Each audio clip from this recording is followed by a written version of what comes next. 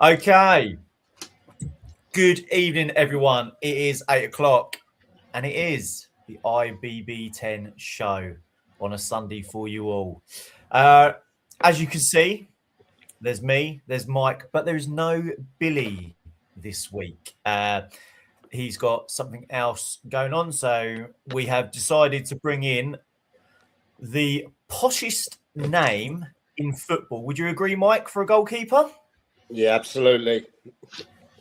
We have got the one and only Rothy's goalkeeper, Monty Watson-Price. Making your debut a little bit early, mate, because I was going to get you in for Hassocks, but how are we? Frustrated after footballing results earlier today. Complete opposite of Mike, but, you know, it's life. You're not going to get everything your way, so just got to try and get back to it next week. Exactly that. Mike, well, we know you're going to be happy because you spoke about it before we went live, but how are you, mate? Yeah, I'm good. You know me, mate. Man United battering Arsenal at home today. You know, battering City last week. The boys are back. Carrick's at the wheel. Let's go. And Arteta's are back to bottling it again. So, yeah, what a great day. So, do we reckon that fan's finally going to get his haircut? I wouldn't go that far, mate. He's been about 450 days. You know what I mean? So I'm not sure about that. One game at a time, as they say. But yes, as always, we've got a bumper show for you tonight, as we always do every week. But also making its debut tonight is the hotline number, as you can see below. So, as we said last week, and we're saying now, if you've got an opinion and you want to ring through and ask us, or you want to WhatsApp, or you want to voice note, that is the number to do it on. Yeah, and then we'll go from there. We'll answer what we can, but as I have said, be respectful, and we'll answer what we can. No silly questions. But Mike, I'm going to hand it over to you, mate, and let you take the lead tonight. Well, cheers for that, Lee. Obviously, a few things have happened since we last spoke.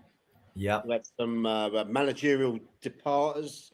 We've had a huge game today in Great Yarmouth, where Haywards Heath Town FC have done the business, carrying the flag for Sussex in the FA Vars. That they have. Now we've spoke to a couple of lads, and we're hoping to get them on about half hour live from the coach on the way back on their 4.5 hour journey on the way back. You know, I'll apologise now if there's any swearing, but you've got to give those lads credit, earn themselves a home tie in the next round, but we'll go more into that. But a few things from the list we had going on. Now, first thing we want to talk about is big game yesterday in Div 1, Infinity versus Worthing United. Now, it's been well documented over the last week, 7-8 days, that Infinity, who have been going great guns this year, have actually lost their manager, Sean Gow. Whatever happened, potential altercation, disagreement. It ended with Sean leaving the club, and immediately they stepped back in with a new gaffer till the end of the season. So I'm going to pass you over to Monty to have a little talk about that, what's happened there, and we'll get your opinions in. Now, ladies and gentlemen, see this hotline down there? Message in your questions. If you want to call in, call in. But text them in. Don't WhatsApp them in. Text it in. Get it over to us, and we will see if we can get you on. But we'll definitely have those Haywards Heath boys on, providing they haven't stopped at every service station and drunk the country dry. Something I wouldn't do. Anyway, Monty, let's move straight on to Infinity. And that game yesterday, a near top of the table clash against Worthing United. What have you got for me? Well, I mean, when you talk about the most thrilling 1-1 draw you'll see this season. It's going to be up there. Obviously, new manager, Deck Sidon in until the end of the season. And then pre-match, they announced the new signing of Harrison Cable coming over from Petersfield. Who's an unbelievable player. It's that's an absolutely brilliant signing because obviously I played against him last season 3 times and he murdered us every single time. So he's a fantastic player and he's a great addition to any team at step 5, let alone getting him in at step 6. And then obviously playing Worthing United yesterday, just looking at the game, they went down to 10 men Infinity after 13 minutes or something like that.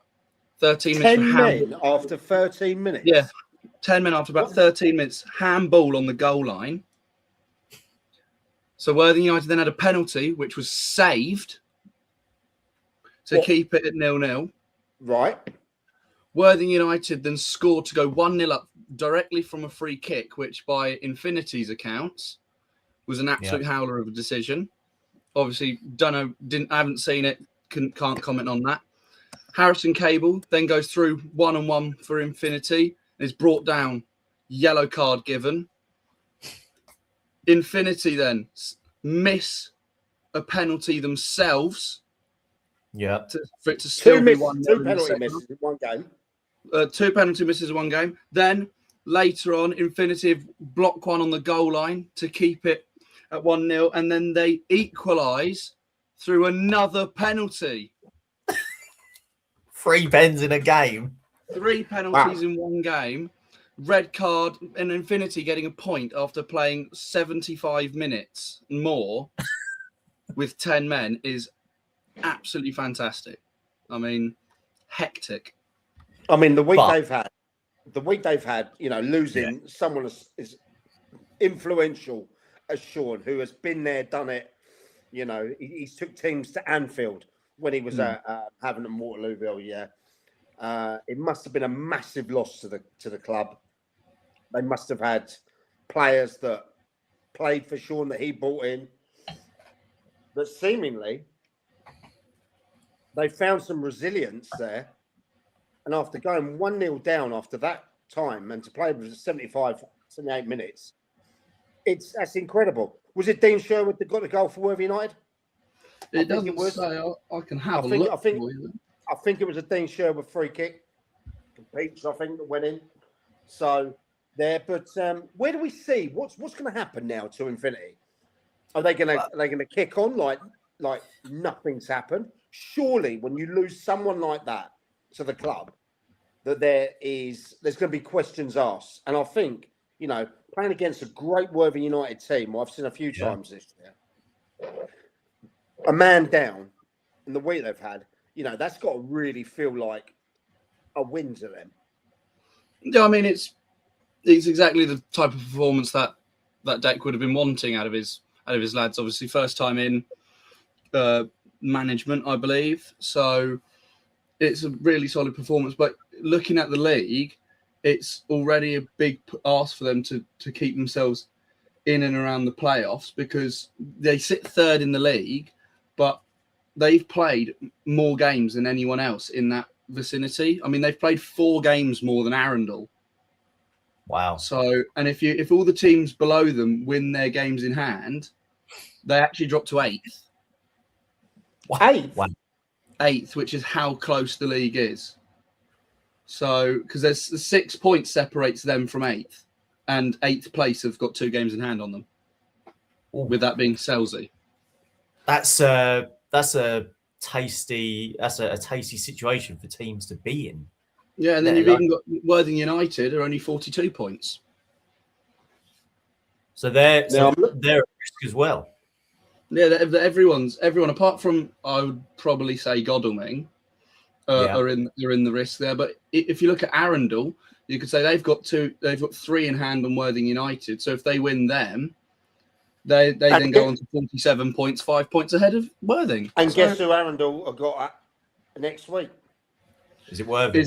Is it Worthing United by any chance? Or is it Infinity? It's Infinity. Arundel have got Infinity at home next week. Then Infinity at home to Saltine, and then they're away to Dorking Wanderers. I mean, there's 3 big games for that club. Massive game for Arundel as well, because if they go and beat Infinity, there's cat amongst the pigeons, and everyone's got to start looking at them, especially with their games they've got in hand. Yeah, and we know Arundel can do it because they did it last season. They put an amazing run on near the end of last season and surprised everyone. Yeah, they did. I think they lost to, I think it was Forest Row in the playoffs, was it? Yeah. And I believe they were 3-1 up at the time as well, didn't they? Yeah. You know, so obviously the key thing about Arundel is the pitch. Now we've had Chairman Dan Harvey on recently. I speak a lot to Butsy, the vice chairman there, some of the players. Obviously, I used to formerly be there. It gets tough. You know this, Monty. When it gets to about March, early April time, when you've got to play Saturday, Tuesday,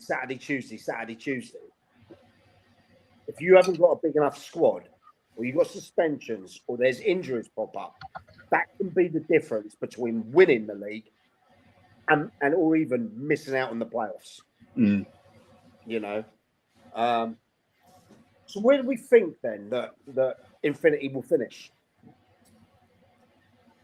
Because from what we're saying, it's a player that stepped in to shore the ship.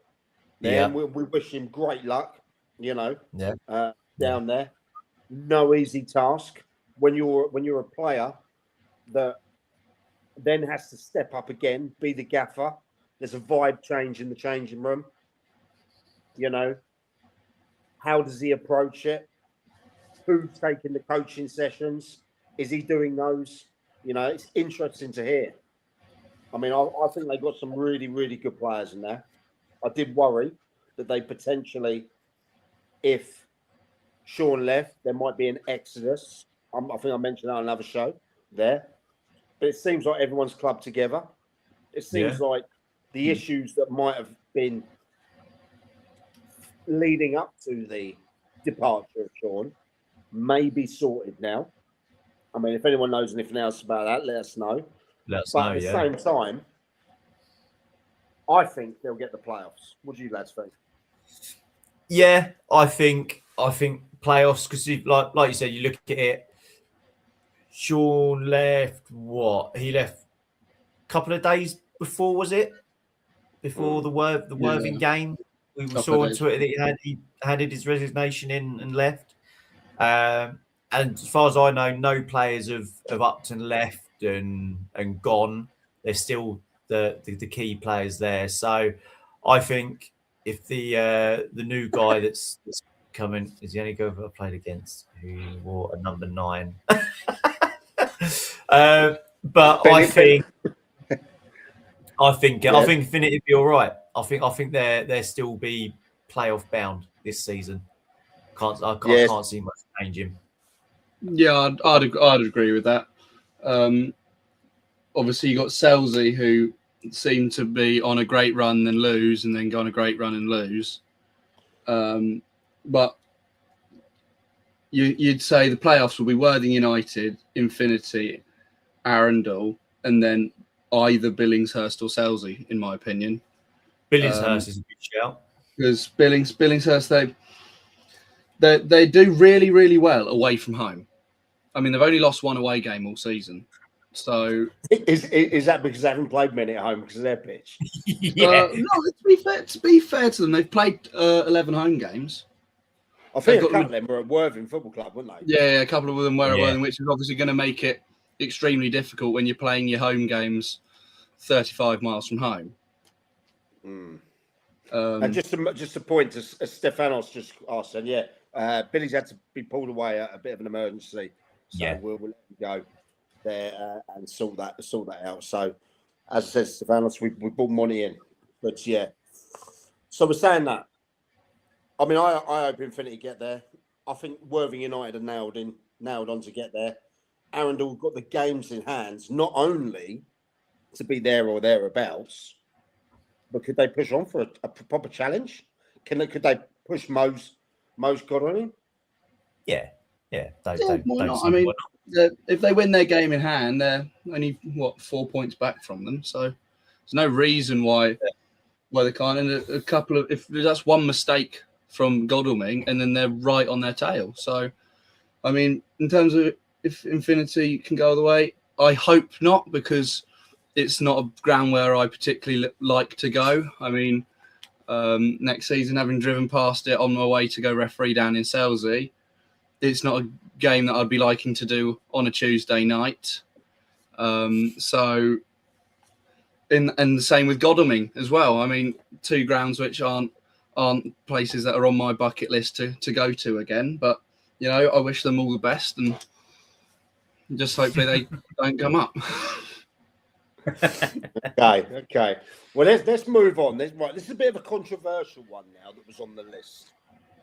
Now, there has been a case of video evidence being used from a game that was, I believe, Lee, how many weeks before?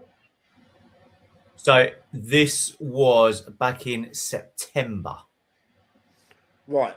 In So a, Lee, you've had a manager from the we can't say who it is.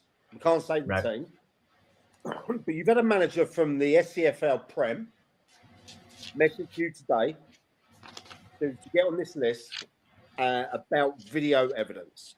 So can you explain what's done, what's happened, and how now we can discuss that this might actually set a dangerous precedent moving forward? So I got a message literally just before, about 5 minutes before coming on the show to get everything sorted and all that. And it was a game in the, like I say, it was Peter Bentley Cup, happened back in September. And this manager said to me that there was a VO that was used because the opposition team's player got either elbowed or something to the eye, got a cut, and it was left at that. And then they found out, I think it was either today or yesterday, that the player now is going to be getting a ban for something that happened in September because they sent their VO evidence in and they've awarded it and given this ban. Now, what I would say is, does that now, at this level, does that one undermine the referee of that game? But also, does that now set a thing of, okay, so every club that has VO, are they now going to start sending that in as video evidence to go, we weren't happy with this, can you look at it? Because then that technically turns into VAR at this level, because they will look at that, the refs will look at it, the association will look at it and be like, yeah, that should have been a penalty, or that should have been a free kick, or that shouldn't be a yellow, it should be a red. It gets to the point of now, where do you go with it? So let's get this straight. Let's get straight right away. There's a game that's happened over probably about 4 months ago. There's been an issue where someone's allegedly been, is it elbowed, I assume? I assume elbowed, yeah. Okay. The player from the other team has had a mark left him, he's been cut, and now that's been now reviewed by the team who had the player injured. And then they've decided now to send in the video evidence to the FA. The FA now have made a decision where they have now banned that player for 3 games. Is that correct? I suppose it would be 3 games. Yeah, sending off, isn't it? So 3 match. Okay. This to me, and I want player welfare aside, and hope that the player was okay and it wasn't too serious, everything like that. But player welfare aside, in that way, this now sets a precedent, because does that mean that you could go through all your videos, or your instant replays, whatever chosen platform you have, or even fan videos that now get forwarded onto the FA to be reviewed to make a decision 4 months down the line? Now, I've got a couple of questions about this. First and foremost, why was that not submitted a couple of days after? Why is it now only come up when we're in the last week of January? Yeah. Also, what's the referee's point on that? It's easy to miss elbows. I've been on receiving ends, and I've accidentally done it when I play. Okay, you jump up. It's easy to do like that. However,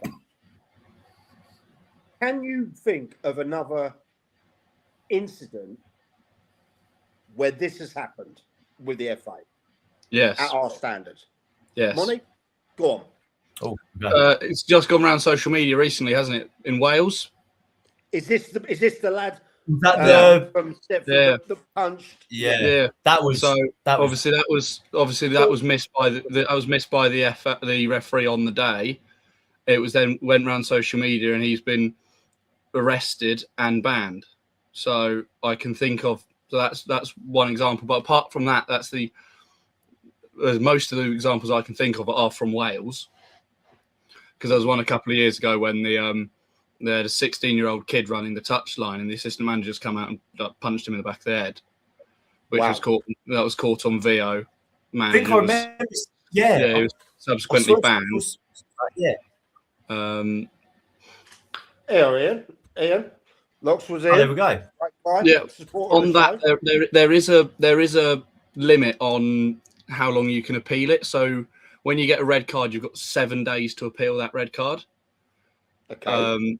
And then obviously for a red card, you have to prove that the referee's made a clear and obvious error. So obviously the use of a VO there, you can show, look, clearly the player's not done what he's been accused of doing, overturned. But I've never heard of the FA overturning something 4 months later. Here we go. Just got a message. So it was investigated since November, but only now decision's been made. Okay. So that brings some logic now into it. So thank you to and we'll get to you in a sec, Tommy. Thank you for that. That makes a bit more sense now, because the question is now, why has it took 2 months to make that decision? Money, you yourself, for the people that don't know at home, you're not only a player, you're not only a coach, but you're also a referee as well. Okay? Can you just quickly take me through the process of why that might have took over 2 months? All right, you take a few weeks out for Christmas and things like that. So you've got a big backlog currently. So when something like that happens, it will get submitted to the FA. The FA will then produce a charge. They'll then decide whether or not. Then they'll ask the team that has appealed it. They'll ask for any video evidence. So the video evidence will come in. They'll have to review it, and then they'll have to decide what they'll have to speak to the referee and the assistants to see what did they see anything in the game. Because if they've seen it and said, I didn't think it was bad enough, then they'll probably stick with that. And then obviously that can take time, trying to contact the officials, speak and set up proper meetings. They'd have had to hold overall discussions as a county FA and as the FA overall for disciplinary to decide whether or not the player's guilty, and if they are finding them guilty, what punishment they can give. Because obviously when it comes to this, it sounds like violent conduct, being a 3-match ban. So obviously, when it comes to violent conduct, the FA can actually give out harsher bans. So it's the same thing with when a manager gets sent off, it goes to a disciplinary commission, and then they decide whether or not they want to give them a standard ban, or if you've got previous history, they can give you a bigger ban. So it's got to go through that process as well. It doesn't normally take so long since it's been started being investigated. Obviously started in November. That's still 2 months near enough of investigation. So it's quite long. But you know, it's not surprising due to the amount of stuff we've had going on this year, and thus the sheer volume of, it seems, red cards across every division in the Football League. And they've increased? There's been so many red cards this season, so many. I mean, even are you talking more than the norm? A big uplift in red cards. Quite a big uplift in red cards. I mean, even for Roffey, games we've been involved in, I think there've been 8 red cards this season already. And I mean, it's the amount of red cards I'm seeing this year is insane. Even myself as a referee, I've already given more red cards this season than I did last season. Why? What's changed that you've given more red cards? Are you being told to focus on different things, or has perception changed? Tell me. We've not been told anything different. We're still based on the same stuff we were based on last year. But from my view, people are getting more reckless. The tackles, they're not being smart. They're just being thick footballers. They're going. What do you mean by being smart? So they're just going in. They're just going in. So when you're smart, you'll smash somebody, but you'll do it. You'll get the ball, and you'll just pile drive through the man afterwards. Most people this season are just going, stuff the ball. I'm just going to go hurt the player. So they're not playing the game. They're just trying to hurt people. And then even people, and the level of dissent as well this season's gone up exponentially again. But the referees this season are taking more action against it. So even if you look in the Premier League, 2 weekends ago, I think it was, I counted 11 yellow cards for dissent in the Premier League in one weekend. I've had another manager just message in. Good guy. Well, again, won't say it is, but he's also in from the Prem. And he said, VO is pretty much the only way you can successfully appeal a sending off. That club alone have had to buy one this season as they felt they were being harshly treated. And they've even been successful in the appeals as a result of it. Yeah. So thank you to who just messaged me, and he knows who he is in there. Good luck for the rest of the season, pal. So what about the teams that haven't got VO? Monty, in your league, how many do you think have and haven't? More have than don't. God. Sorry. More have than don't. Yeah, more have than don't. I mean, just going off the top of my head, you look at Haywards Heath have one, Stenning have one, we have one, YM have a huddle, Pagham have one, and that's just literally just going off the top of my head. Seaford as well. So loads of teams have got VOs, which obviously is used for analytical purposes, which is what we use the majority of our VO for, as most clubs.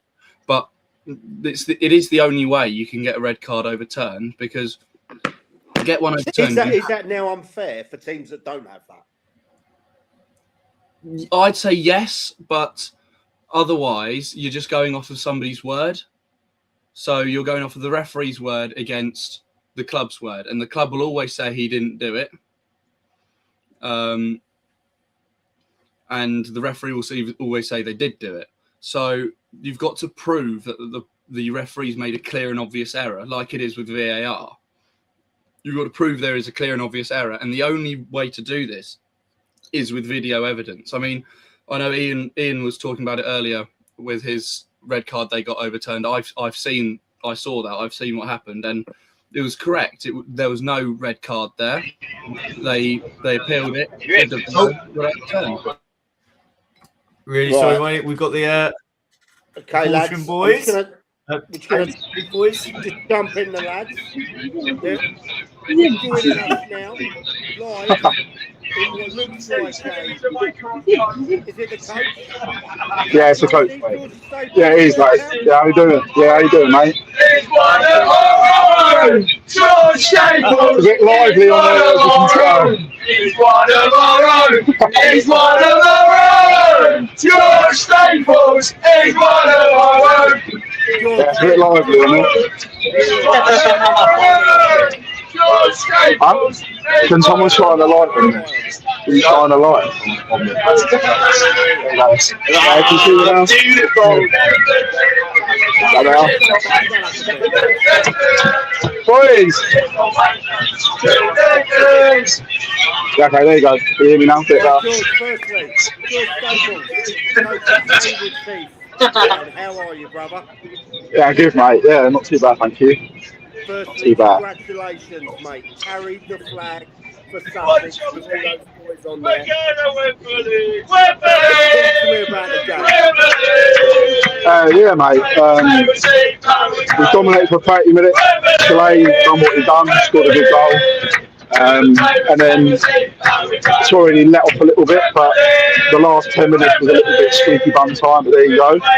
And yeah, just managed to get the job done on a tough pitch. They had obviously a game yesterday with everything that's gone over the week, everyone knows. But yeah, got the job done and look forward to the 7th of Feb now, where we should pack out Hanbury Park. Yeah, right, mate. Look, I'm buzzing for you, lads. There, obviously, I came with you last week. Obviously, yes, we did, mate. That got missed out on. I thought last week you were class above them. I really did. This week, I hear you were working like yeah, I think today was the same, to be honest. Chalet obviously scoring goal, and to be fair, today they didn't cave in. They lowered it hard. But yeah, the same today, really. George, you take the 10 camera and see the boys.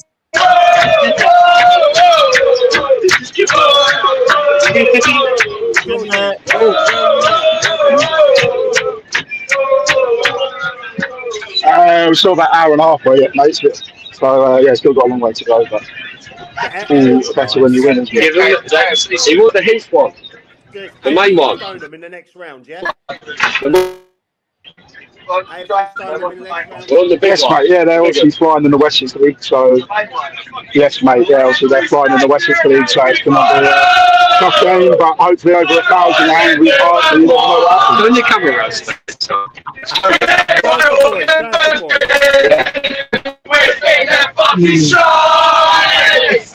And when we score a goal, in the sun or in the dark, you can hear us singing from the ten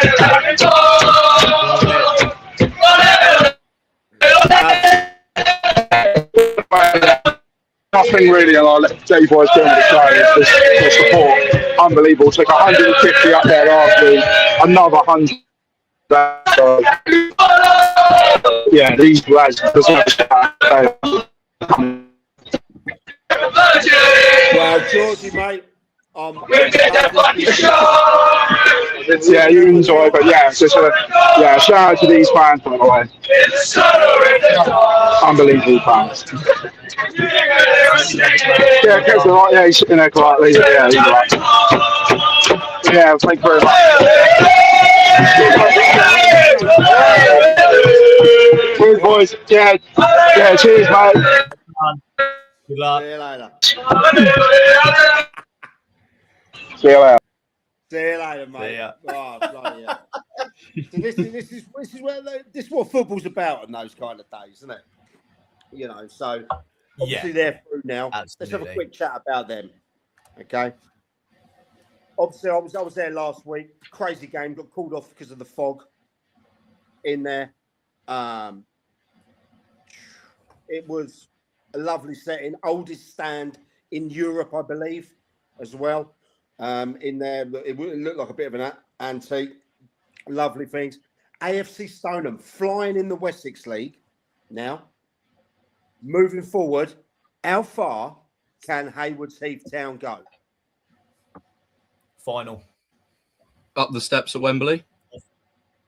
I think they're good enough to be in that final. The team they've got is just, well, I mean, we've seen it this season how good they are, and yeah, like Monty said, steps at Wembley. Why not fly it for Sussex and bring that FA Vase home?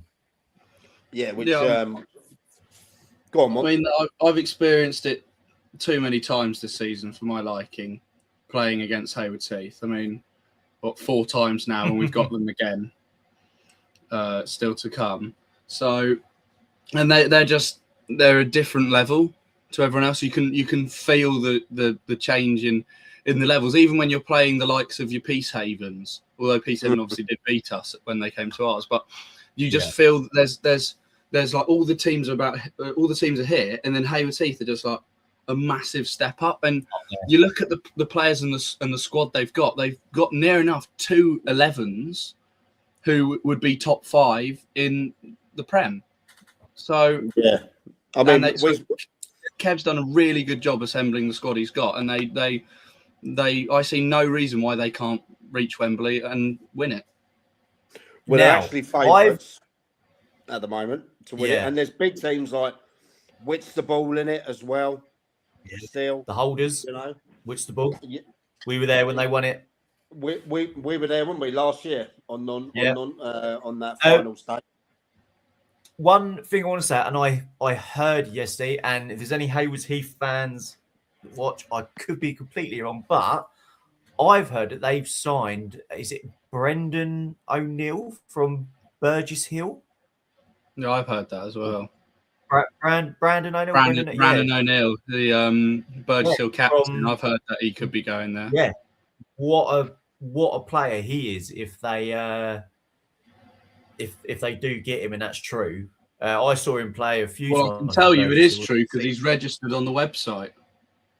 Well, if that is the case, on full time he's showing as registered for Haywards Heath Town. So that's a good question. Let's address this. Non-league, good support of the show, good guy. Let's address this. A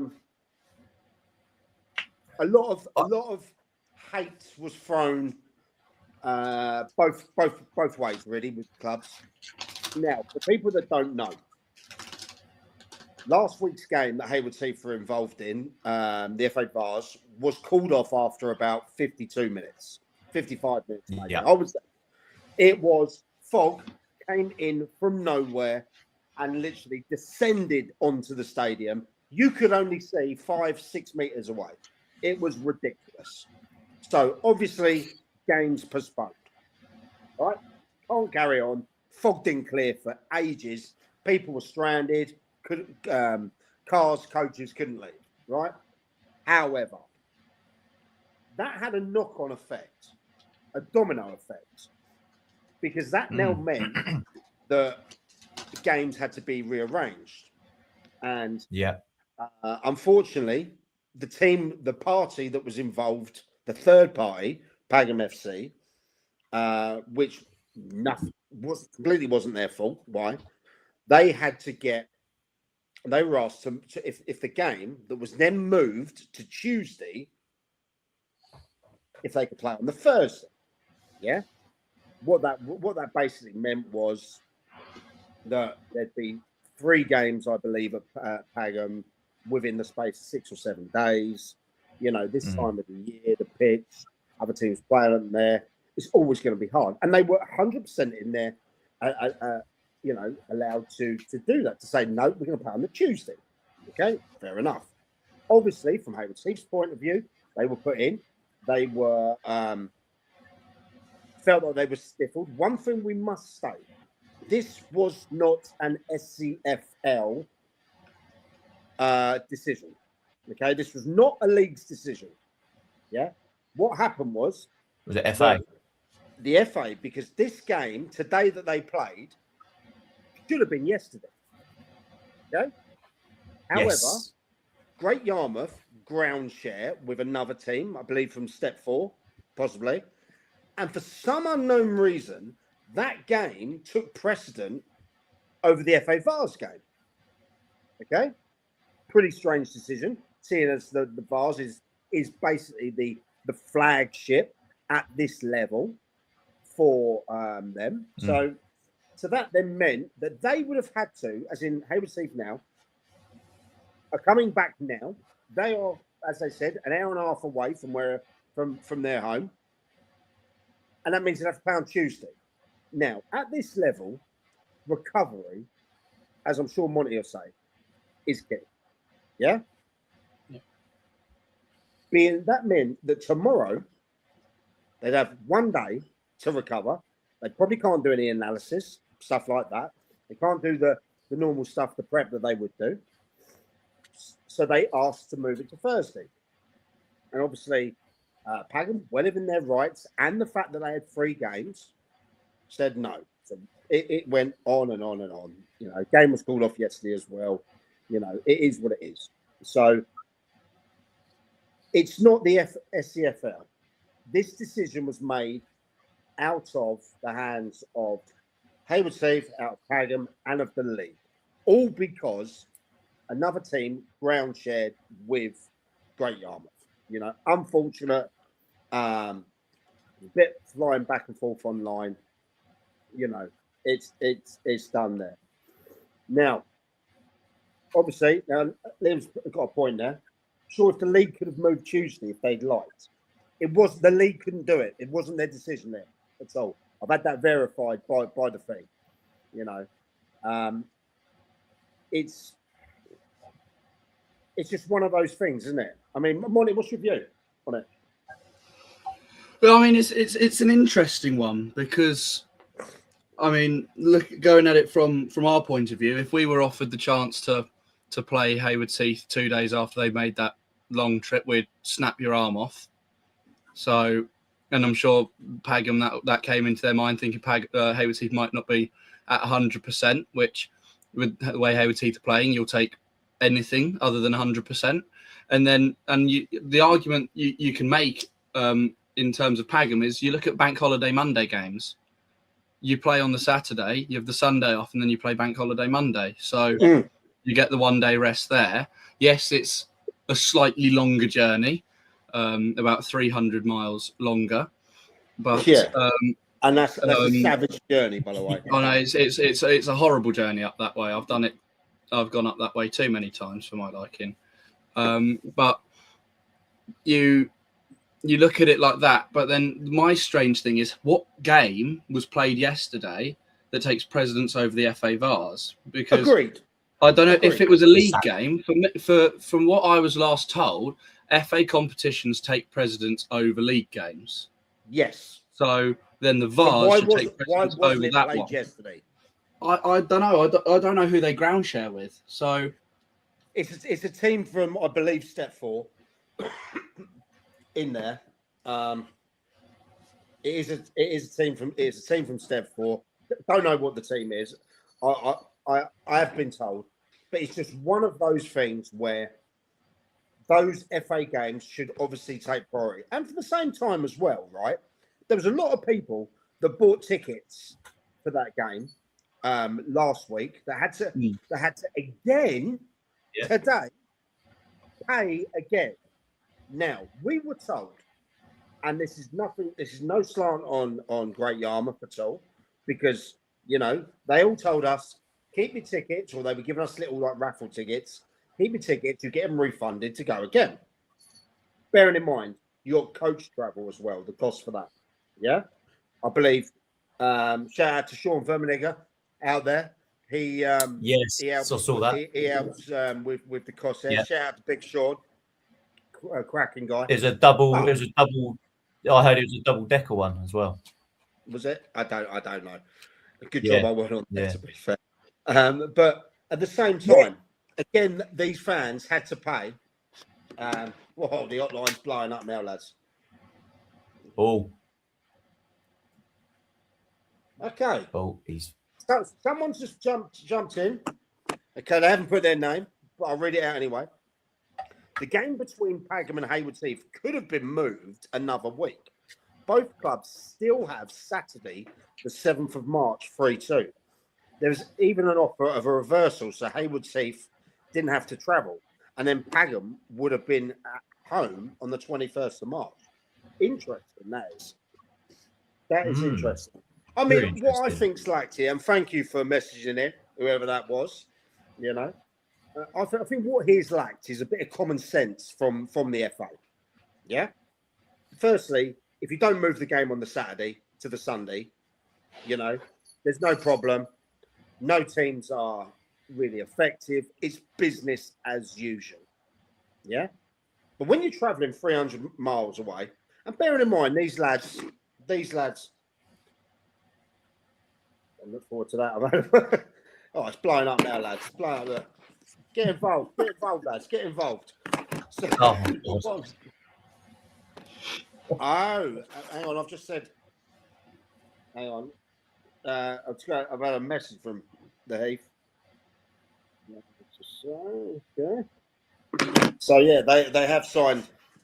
Who did you say they thought they signed? It's on Brandon Brendan O'Neill. O'Neill. Brandon O'Neill from Burgess Hill. He has definitely signed. He's a good player. Really good player. That was the gaffer. Shout out to Kev Green. Congratulations today, pal. Just messaging. Gave us exclusive there. Yes, he has signed on. So again, another string to their bow. Great player.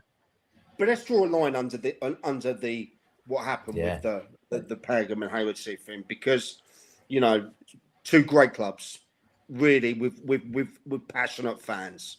You know, it's easy when one comment sparks another comment. Okay, but it is what it is. You got to move on. But that lies solely on the FA. So yeah. So finally, for that, congratulations once again to AFC Stoneham in the next round, and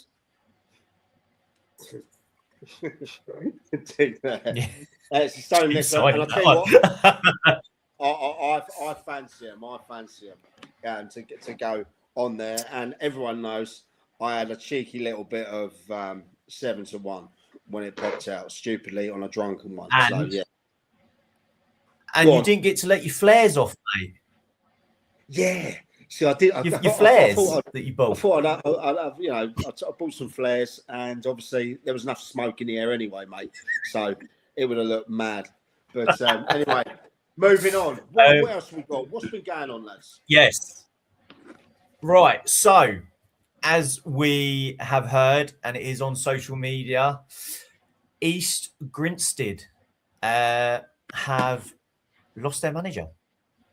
He has stepped down. Grant has stepped down from East Grinstead, with Andy and Curtis Gaylor taking over for the rest of the season.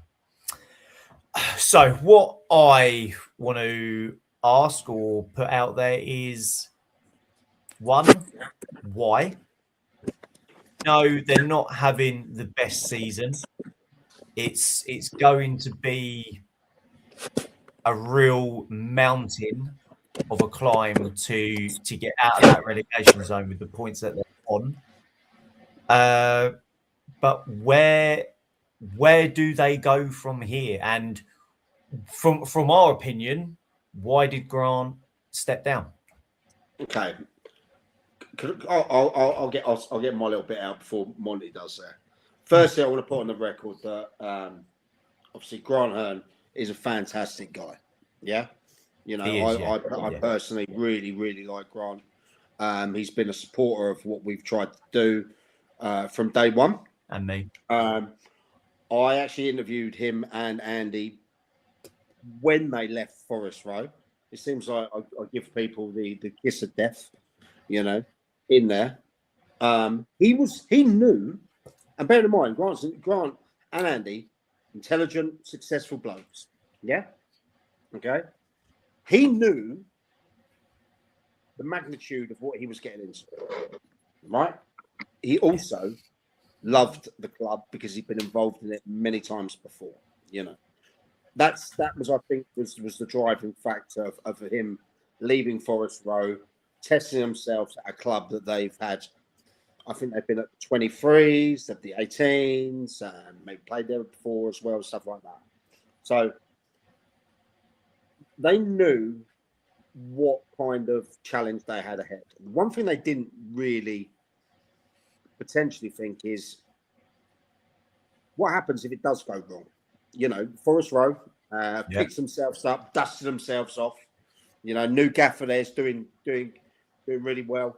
Starting to get his team in. Yeah, I'll come to that. It must be hard when you take on a challenge like that and it doesn't go to plan. You know, I think we mentioned with Billy last week, you know, at what point do you say enough's enough, prepare for next season? Yeah. I think there's managers, there's players, and certainly the board. They have to be realistic. They're obviously they're still not down mathematically, but I think they've lost a couple of players over the last couple of days as well. Credit to Andy for carrying it on, and Curtis Gaylor for stepping up, because I tell you what, Curtis is a really, really good guy. You know, he was really looked up to at Forest Road when he was there, made the big step up, a guy that can certainly play at that level. He steps in now.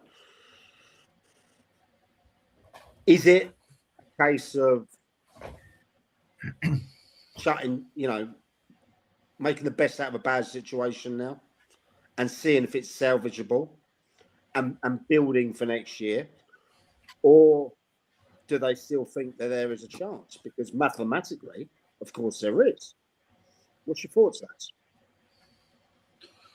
I mean, there's them. They're not mathematically down, but when you look at it realistically, it's nigh on impossible.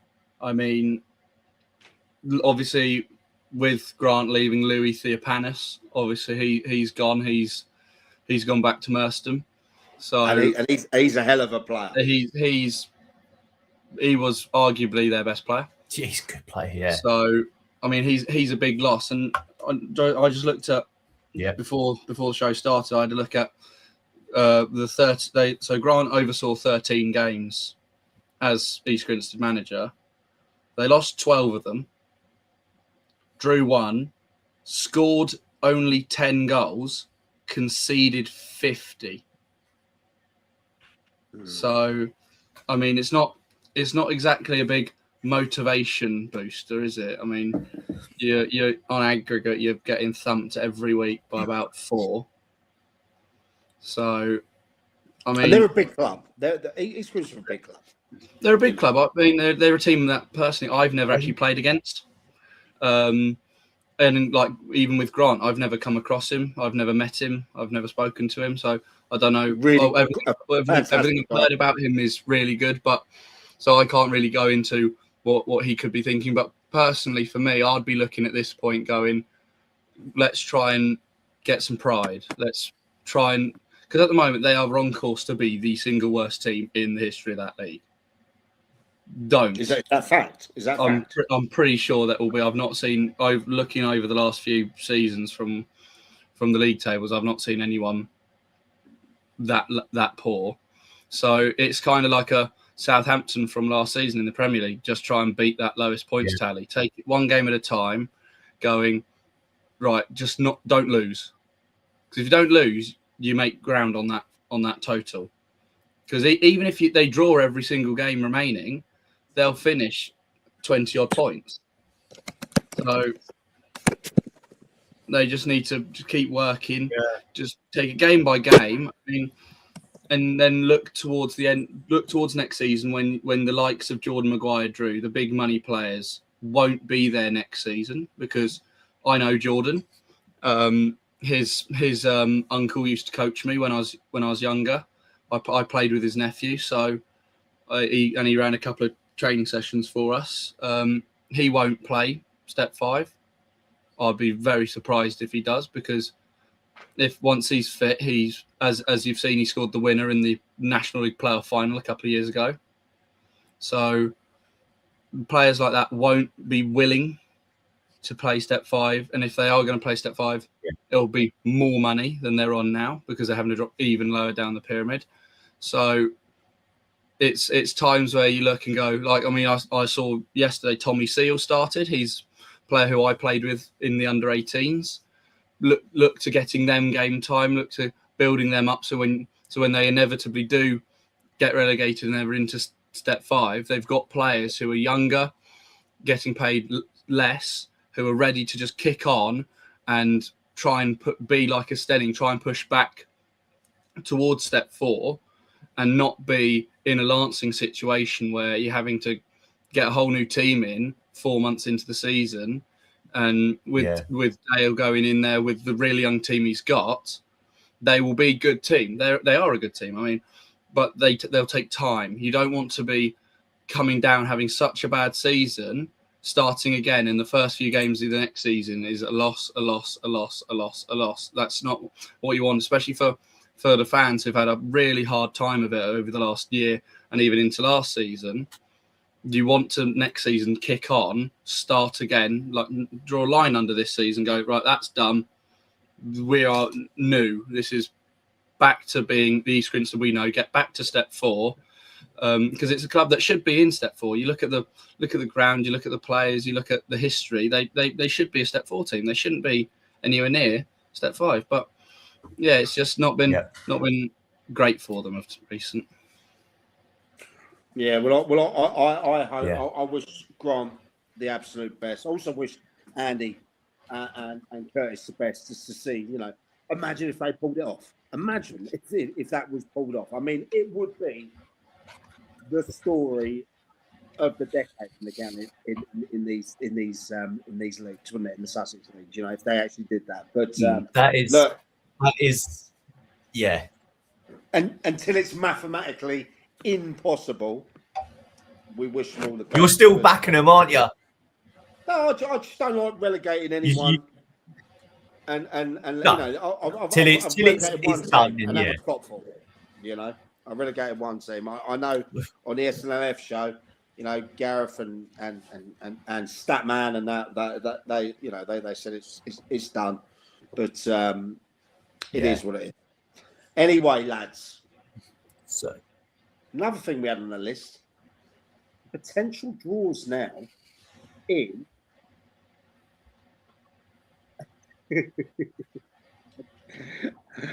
Mate, we're talking about bets. Look, it's not talking about bets. I went to the Dogs last night and I lost 71 bets in a row. All right, and until I hit some lucky tricast. It was only a couple of quid bets at a time, but yeah, I still lost, still down. But mate, that's shocking. 72. But yeah, you can understand heads dropping. But now I want to quickly, lads, I want to talk about the draw for the Sussex Senior Cup. Okay? Yes. Now, we have a game. Is it this Tuesday? Horsham YM playing? No, 3rd of... Oh, so it's the following Tuesday. 3rd of Feb. Horsham YM are playing the rescheduled Eastbourne Borough game. Mm-hmm. That was called off because of the horrendous weather that we had. And I even volunteered to go to Horsham YM and help fork the pitch to get this game to go ahead. I was on that group call with you. I'm match sponsor of it. Yeah. 1, because I'm match sponsor of it and I wanted it to go ahead. But 2, it's a massive game for YM for a start. So they've got Eastbourne Borough. And if they win, yep. And if they win that game, they face Brighton. Brighton Hove Albion. Under 21s, may I add. Not Brighton. Yes. Who have been there or thereabouts in this cup for years gone by. I know Horsham just had their run ended by Three Bridges. We were there for that.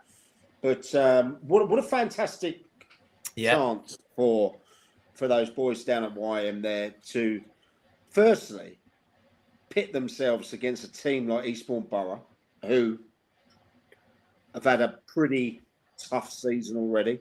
We've already noticed that they already have the youngest squad in that league, Eastbourne Borough. They've had, a couple of managerial changes, a club that wants to do big things. It just hasn't clicked at the moment. They must have a chance, mustn't they?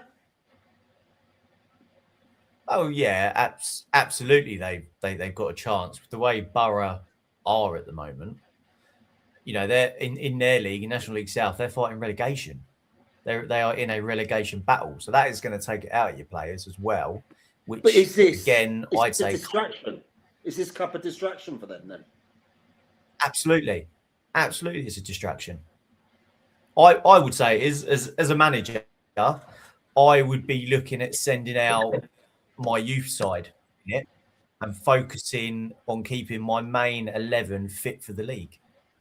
Obviously nothing against YM, but as a manager, that's what I would look at. I go, right, Sussex Senior Cup.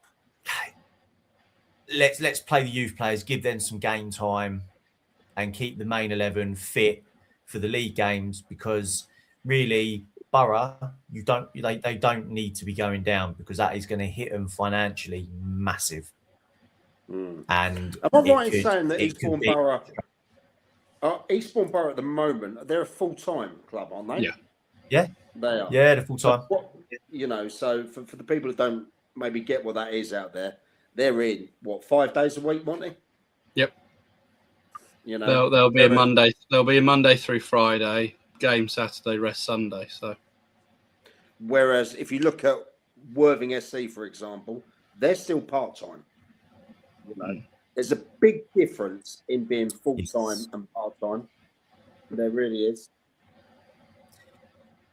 And I think on that Goring Mead pitch, that can get it's got a bit of a slope on it. It can get a little bit tacky, underfoot, especially if you've had a bit of weather. It drains well. But if they go in there and maybe they get a bit more physical than what probably you're not so much used to in the National League South there, I think they've got every chance, especially if that crowd gets behind them. You know what it's like, Monty. What are you, like a few miles up the road from where they are at Rothie? Yeah, you're in a catchment area where you've got yourselves, you've got Horsham, you've got YM, you've got Broadbridge Chief, you've got Crawley Down just up there as well. Three Bridges, all in the same area, and you've really got the same 2-3 teams, being Bridges, being Broadbridge Chief, Horsham.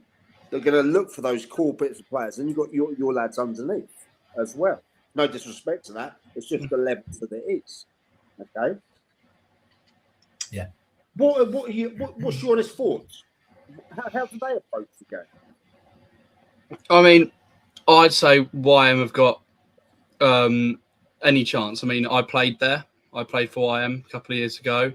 No, I don't. I mean, I don't dislike YM. I don't like them. That's the you shouldn't, but you shouldn't, because you're in a rival team. It's the local rivalry. I'm not gonna go around saying YM are my favourite team, because they're not. So I mean, I'd love it. I'd love them to beat Eastbourne. I mean, it'd be great for the SCFL having a team in the semi-final. It'd be brilliant. It's a result I'd love to see. I'll be at the game. Come down and have a watch. But if I was Eastbourne. If I was Eastbourne, I'd take the competition seriously, because I can remember speaking to people. You get a few powers on your first day, aren't you, Monty? I can remember speaking to people 2 years ago when they had that hard season under Beardy, and then Adam Murray took over. They wanted to win the Sussex Senior Cup. It's been a shite season. But can we put a silver lining on it? Can we get some silverware as like a? Because if you're Eastbourne Borough fans, you go, we've had a horrible season in the league. You go to play a team 3-4 divisions below you, and you lose. Like, well, that could take everything out of the fans. Any hope they've got left could be drained out of it by losing to a team. No disrespect to YM at all, who are worse than them. Because you look on paper, Eastbourne Borough, they are full-time professionals. Absolutely. Full-time I don't think anyone's... the YM players, they work 9 to 5 and then go to training. The Eastbourne Borough players have finished their day's work of training by the time the YM players have had their lunch on their job. Yeah. So, I mean, it's day and night. David versus Goliath thing, isn't it? It really is. It really is. But I think on the YM pitch, it's a place where, obviously, like I said, I played there.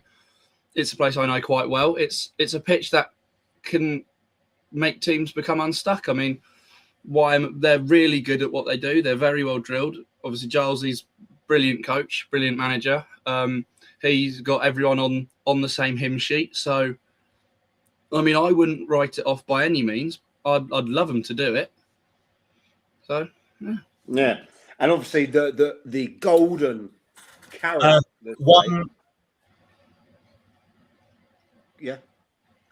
One thing though, Noel Fisher is cup tied. Mate, Noel Fisher is cup tied. I actually think he's in the top 2-3 players in that league. I do.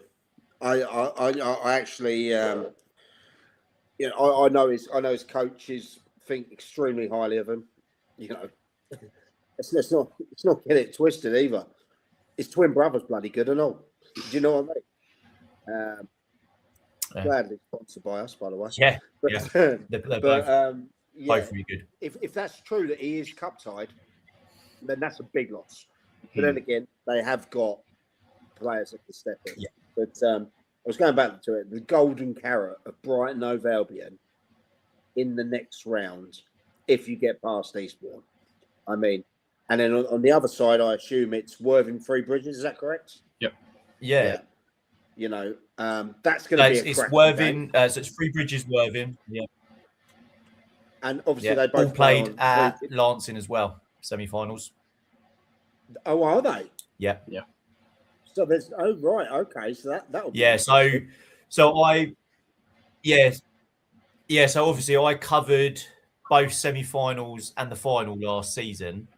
And both semis are always played at Culver Road because it's the home of Sussex County FA, along with the cup and everything. So that's going to be different. Three Bridges Worthing will be good because they both play on 3G pitches. Yeah, they do, and they're both two teams alike. To be fair, go on. I can see Three Bridges doing it. Three Bridges 1-0 into the final. That's a big shout. Obviously Worthing have had a bit of a rocky time since they hit the top. You know, last 3 or 4 games, lost again yesterday. In there, you know, lost 5-4 the other day. But what Hinch has done is it's been superb since he's been in. So, hey, look, whatever happens, there's going to be some classic games in the next round. You know, it is a David and Goliath, and let's see if we can pull that off. But next one thing that I had on the list, a team we don't normally talk about. A team we don't normally talk about, who are Oh,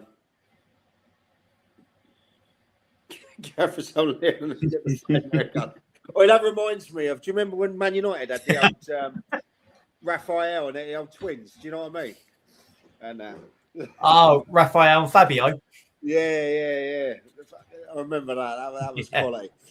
But listen, quickly, one team I want to talk about that I feel have had a bit of a revival since the beginning of December, end of November, And that's Loxwood. Yeah? You know, Ian commented earlier. Fantastic 4-2 win yesterday against Oakwood. Unsurprisingly, beat Copthorne 5-0 last week. No, week before, sorry. You know, obviously, they're unlucky against Infinity. But they've drew against... Look, one goal separated them against Infinity. Drew against Billingshurst. Beat East Preston. Hammered Upfield. Something's actually clicking there. What are you thinking, Lee? There's, I mean, as we know, because we keep getting tagged by Loxwood in all their tweets, which is every really team good tag as away. well, keeps us up to date. Are they pulling themselves? Tag us. Every team, you want to tag us? Are they pulling themselves out of a relegation scrap now? Because obviously, no disrespect to Copthorne, they are absolutely. They are, I think. Sorry, John, I can't put that message. Right? Are they now pulling themselves out because they're now 4 points from 4 points adrift of the relegation lot? A couple of games in hand. I know it was a bit of a 6-pointer yesterday with Oakwood. Yes. Yeah. In there. So, what are we saying? What's changed? Monty? Players returning from injury. Go on. They, at the start of the season, obviously knowing Ian, knowing Graham Shergold, Gov down there, know quite a few people down there, they had some quite bad injury problems at the start of the season. Even like they signed Alex Barbary at the start of the season. He came in because he played for us at the end of last season. He came in and suffered a terrible injury, which has seen him out. But they're slowly getting their players coming back, and you can see the true Loxwood coming out. Because I know at the start of the season, I didn't think they'd be down where they are at the moment. But when you lose 7 or 8 of your starting players through injury, you're always going to struggle. No team, apart from probably Haywards Heath, can go 7 or 8 players of our starters are out injured. Right, let's put all new 7 players who are the same quality in. You just can't do it. Yeah. So, especially on what I think's minimal money, it'll be down there. It won't be Haywards Heath levels. It won't be anything special. But I mean, so it was always going to be a struggle for them. But I mean, I'd love to see them get themselves out. Yeah, let's get the show started. Yeah, absolutely. So, ladies and gentlemen, right. Project Wood has Billy is here. The emergency. He's back. They've released him Oh, from jail. don't worry, I'm back. What's been going on? What have I missed? Because the list. Get tweeting because there is a list. Just letting you know. Okay. Well, I'll tell you what we've been through. Oh, that's 2 lists. We've discussed some video evidence of where a team has been had a player suspended back from September due to VO. We've had a live stream in from the Haywards Heath coach that are on the way back from Great Yarmouth. Right. Okay. We've I've got arrested. I'll be there now if I got arrested. Yeah, we had to bail him out for the show. Yeah, I'm here. And we've talked about the Sussex Senior Cup. We brought in Monty. Monty, how you mate? You okay? Who's basically a Bible on the non-league. Yeah, you know, he's going to play that piano in the background as well a bit later on. And we've spoke. Yeah. And we spoke East Grinstead as well. Right, well, I'm going to talk more on that. Okay. Have you talked about Have you talked right? These are a few things. Okay, this is my list. I'm going to read out my list, and then we can do the list. Yeah, ready? Go on. Yeah. I've got something to add as well. Someone else just. But no. Talks out. I'm just waiting for all the details to come through here. But it's the list. Go on, Bill. The list of Wood. All right. East Grinstead management situation. You've touched on that. We'll go back on that again in a minute. Hastings United. The noise returned to the pilot field. Right, and I saw your tweet yesterday. How I made a heel turn into making sure the noise returned to the pilot field. We'll talk about that. Lancing, 19 conceded in 5. Could they be dragged back into the relegation? Haywards Heath, today, great, you know, through the FA VARs. But their schedule, is it fair? Is it not? We have mentioned about the Pagan thing. Right, okay. AFC Vardinians, 3-2-1 losses on the bounce. But could this be seen as a positive in their fight for survival? And as I call them, I'm always gonna, when I do something wrong or whatever, and I say something and I get hit back on it, I think it's motivated one team in the Southern Combination Div 1, and that's poor Lockswood. Second in the form guide. Are they turning the tide? All right. So well, we've just. I'm just going to slip out. You just spoke about that because I just want to confirm something. I've had a little bit of news come through. Right. Okay. Right. Well, I'm going to start then on. I'm going to step out. I just want to have a little. Go and confirm it. Go and confirm your sources, Mike. Okay. Right. I'll be back. Yeah. Firstly, before I start, how is everyone? Right, Bill, go. Is everyone good? Yeah. Mm-hmm. Yes, really well, mate. Good. Yeah, daughter's 14th birthday today, so Love that. It's all good. Right, East Grinstead. Right, the management situation there. What did you guys touch on before I add? So we obviously, I just touched on obviously Grant stood down, and obviously Andy and Curtis Gaylor are now at the helm, taking charge from there. But that's sort of it. And then Monty gave the stats of the form guide and everything like that. So over to you, mate. Right. Well, look, the stats are obviously bad. Reading Monty, correct? Yeah. That's one way to put it. I'd put it horrendous. Horrendous, right? Yeah, I was trying to be nice because I'm an hour late. But yeah, fucking shocking. No, a lot of money spent. Regardless of what anyone says, a lot of money spent. A team of superstars put together. Yeah. Didn't click. Like, you know, a lot of egos, Don Bose, a few other players who like been around a few clubs and what have you. Grant walks, right? So Grant's gone, correct? Yeah. Andy's still there, correct? Yeah.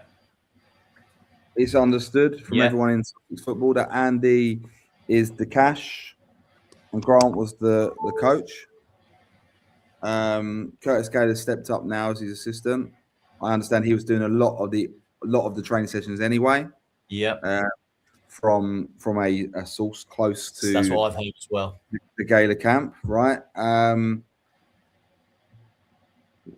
When does it come to a point where you just don't anymore, or you just go, right, I'm not cut out for management?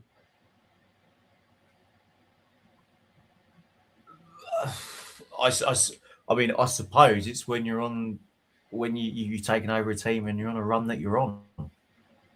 Look, because they haven't budged. They haven't budged at all.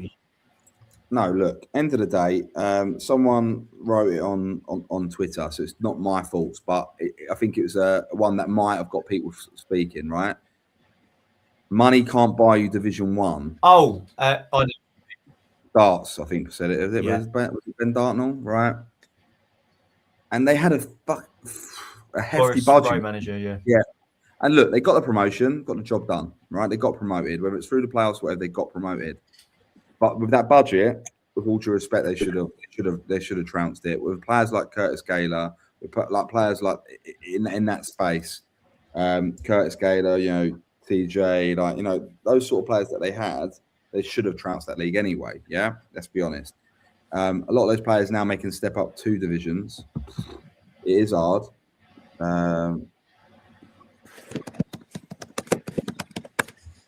I think, if I'm honest, it's a step too far for these people. A step too far. And I think it's not like it happens, but I think if Andy's really got the right intention, and he's putting the money in and sponsoring the ground and stuff like that, go upstairs and be a director of football and bring someone else in to manage it. That's my opinion. Like, rightly or wrong, that's my opinion. Yeah. Not bad. Well, I've just got a Yeah, little bit of absolutely. If you're looking to invest heavily, then go on, Mike. You've got that confirmed. Go on, Mike. What was it? Go on, jump in. Right. Exclusive right off the bat. Only 20 minutes ago, 15 minutes ago, we were talking about Sean Gale, Infinity manager, former Havant and Waterlooville manager that took his team to Anfield. Yeah. Is going to be back in management and coaching. I can't say what club, but it's Div 1, the same league. I know. I can't say what club it is. Okay. It's got a castle, isn't it? What? I can't say what team it is, but I've just had that person on the phone saying they are coming back imminently in the same league. Now, what kind of a story does that tell? Well, it tells that he wants to get straight back in. He don't want a break from getting punched in the face. That's what that tells me. True. Yeah. True. Exactly that. It might shock when it comes out a lot of teams in that league as to the team he will allegedly, well, the source is very, very, very, very reliable. Are they in the playoffs right now, that team? I can't say because that might give it. Come on, Mike, come on. Open up the can. Come on. Send it in the comments. Go on. and look, all I know is he is coming in to a team. Let's just say, put it this way: he's not coming into a team that's going to be in a relegation spot. Arundel, well done. Right, we're moving on. No, it's not Arundel either. Oh, come on! I thought it was going to. But yeah, that'd be interesting. When that hits, that might be the difference. Okay. All right. Nice. Worthing. Okay. Okay. So like these Nah. I know they have been getting battered on here, and they've been getting battered every week on the pitch as well. I just think, you know, cut your financial losses. A lot of those lads. Oh. It's a good guess, but it's wrong. Not a bad shout. No, I can't. But look, I think you'll find out something online very imminently. Yeah. Yeah. Okay. So yeah, look, the exclusive thing, it is what it is. There does come a point where you cut your financial losses and look towards next season, because a lot of those lads on big money aren't going to be playing. Yeah. Some combination Prem football. Let's be honest. Obviously, Leo Fiopanis, the striker, he's now moved on to Merstham, sorry, and a few others I would imagine are leaving. But yeah, does anyone know why Grant stepped down? Has anyone got any? I haven't spoke to Grant. I've left. No, I don't know. No. Okay. Well, maybe Grant can fill us in. No, don't know, mate. No, I've left him be. You know, you've been there, Bill. Yeah, it's horrible. You know, it's horrible. It's a lonely place when you step away, or you're sacked, or you leave for other reasons. You know, it's you do this because you love football. I think Grant's probably done the honourable thing. He just realises that it's not worked, and he stepped away. Like, you can't. But anyone knocking him for taking that job are wrong, right? 100%. Absolutely wrong. Because like, anyone who wants to take that leap up to Isthmian League football, like, there's not loads of opportunities. Whether we sit here and go, fucking hell, they're spending the fortune, you know, all these little bits and bobs, right? And it, you know, a lot of it's true. It is what it is. But they still made the leap of faith. They put faith in themselves to go and do the job. Yeah, and it ain't worked out. So you've got to work out, all right, what's the next steps if it ain't working out? Is it Andy staying, putting new staff around him? Is it him stepping away as well? Are East Grinstead happy to continue being bankrolled by someone? What's the story there? And I think we need to find out what that story is. Okay. On another club that's mentioned a few times in this pod now, Eastbourne Borough, Simon Leslie just put out a massive statement. They lost again at the weekend. They got turned over. Oh, did he? What did he say? Because he was actually. I'm not worried about this. When we've got a team, I believe this team's good enough. The title was a little bit. I'm going to be on. I'm going to pull it up. Hold on. I'm going to pull it up because I don't want to sound like because isn't he? Does he live in the UK or he works out quite? He does. He does. Simon, again, I've said it many times. Simon, I like Simon. Right? Yeah, I've heard he's a really good guy. I like him. But he wrote "Perspective, Not Panic" was the title, right? It was a fluff piece to say, look, stay with us, like we're all in it together. But it's really daunting down there at the moment. The supporters are really turning on the club. They're turning on the club. They're turning on the administration of the football club. They're starting to turn on the manager now. And look, Simon's doing what Simon would do. He's a marketing man. He's a PR man, right? So he's going to make sure the spin's right all the time. Yeah. Sorry, I've just got the hotline on because just in case anything comes in. Yeah. So if you hear a few dings, the hotline's on. I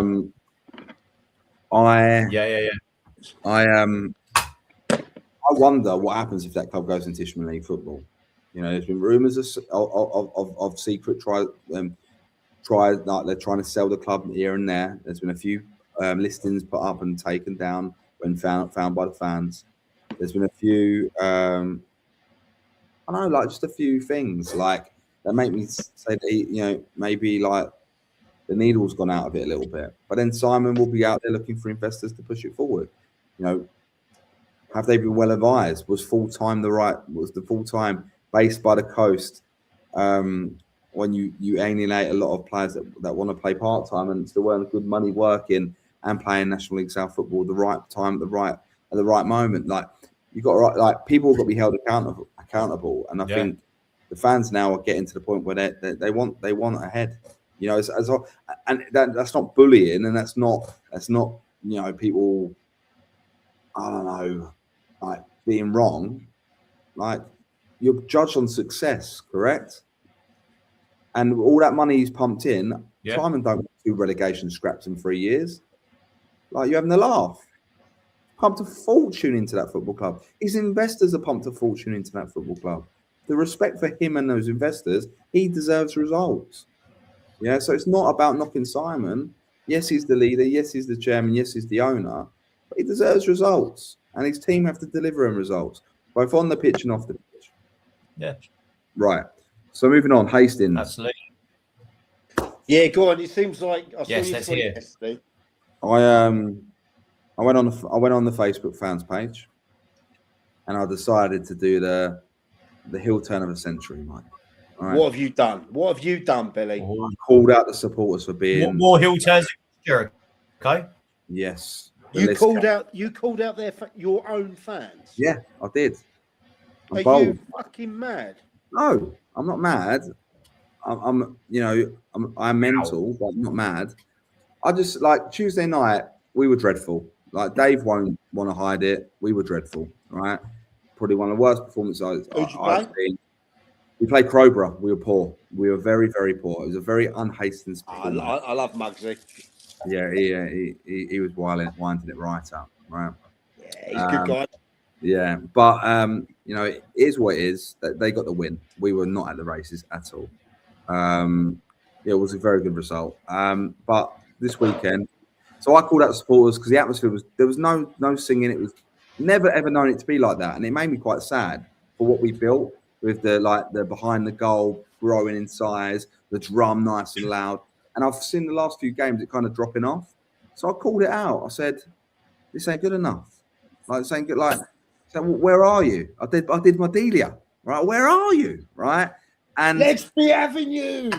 And I'm telling you this for a fact, right? It I won't call out any individuals, but people took it personally, and it got a little bit heated. There was about 40 comments. Like, it got a little bit much, to the point that first minute of the game on Saturday, poof, the drum starts. Guess what the first song was?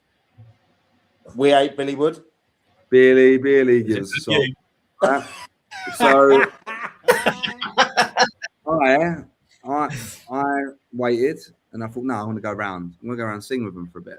So I did. I went around and sang with the fans. Look, they were wound up by my comments, and rightly so. But what I was trying to get at was why. And not saying like you're shit. It was like, why? Yeah. Why are you not singing anymore? Like, we got to get to the bottom of it. You are, when we're talking to players, we're signing people, or people coming to the ground, the thing they have to talk about is fucking the noise at Hastings is loud. They get right behind their own, but also, not only do they get right behind their own, they make it really like intimidating for the opposition. And they're one of our biggest selling points. They make the club how great Hastings is, in my opinion. So to get them back singing again, and I'll get their point, with a lot of turnover of players, so making songs for players has been tough. There's been a lot of like, I've had a couple of bad years, like got relegated last year. It's been really, really tough. Felt a little bit disconnected with the club at times. So it was me just trying to open it up a little bit and go, I like it. You know, and like, I'll be the pantomime villain for this football club to do well. I don't care. I will be the pantomime villain. I don't mind. There's loads that we still got to sort out, both men's and women's. Today, like last week, great win in the beating the team league above. Today, shocking, lose 3-1, go 1-0 up, and then 2-1 at half time. Chase the game all second half, then get beat with 90, like get it with a 90th minute counter attack and lose 3-1. Not good enough, right? Yeah, go on, mate. Can I say on that, because I like the fact we've done that. It's a bit of reverse psychology, isn't it? Yeah. You know, you've gone there. You've gone there to make a statement. You knew what you were doing. You know, you wanted a reaction, and you didn't mind if it took pelters from them for you to get that. Yeah. You're a goalkeeper. Yeah. Yeah. You've got big games where you play against, 300, 400, 500, 600 people, whatever it is, over Christmas. How much of the abuse do you listen to behind the goal? Well, it varies depending on how much I'm doing. I mean, when I went to my first time experiencing a proper crowd was when we went to Deal last year in the FA Cup, which it was only my third game in senior, my fourth game in senior football. We went to Deal in the FA Cup, and they had 500 and something in the door. And being the 18-year-old I was there, I listened to absolutely everything they said, and it completely threw me off my game. We got thumped 4-0, worst we played all season.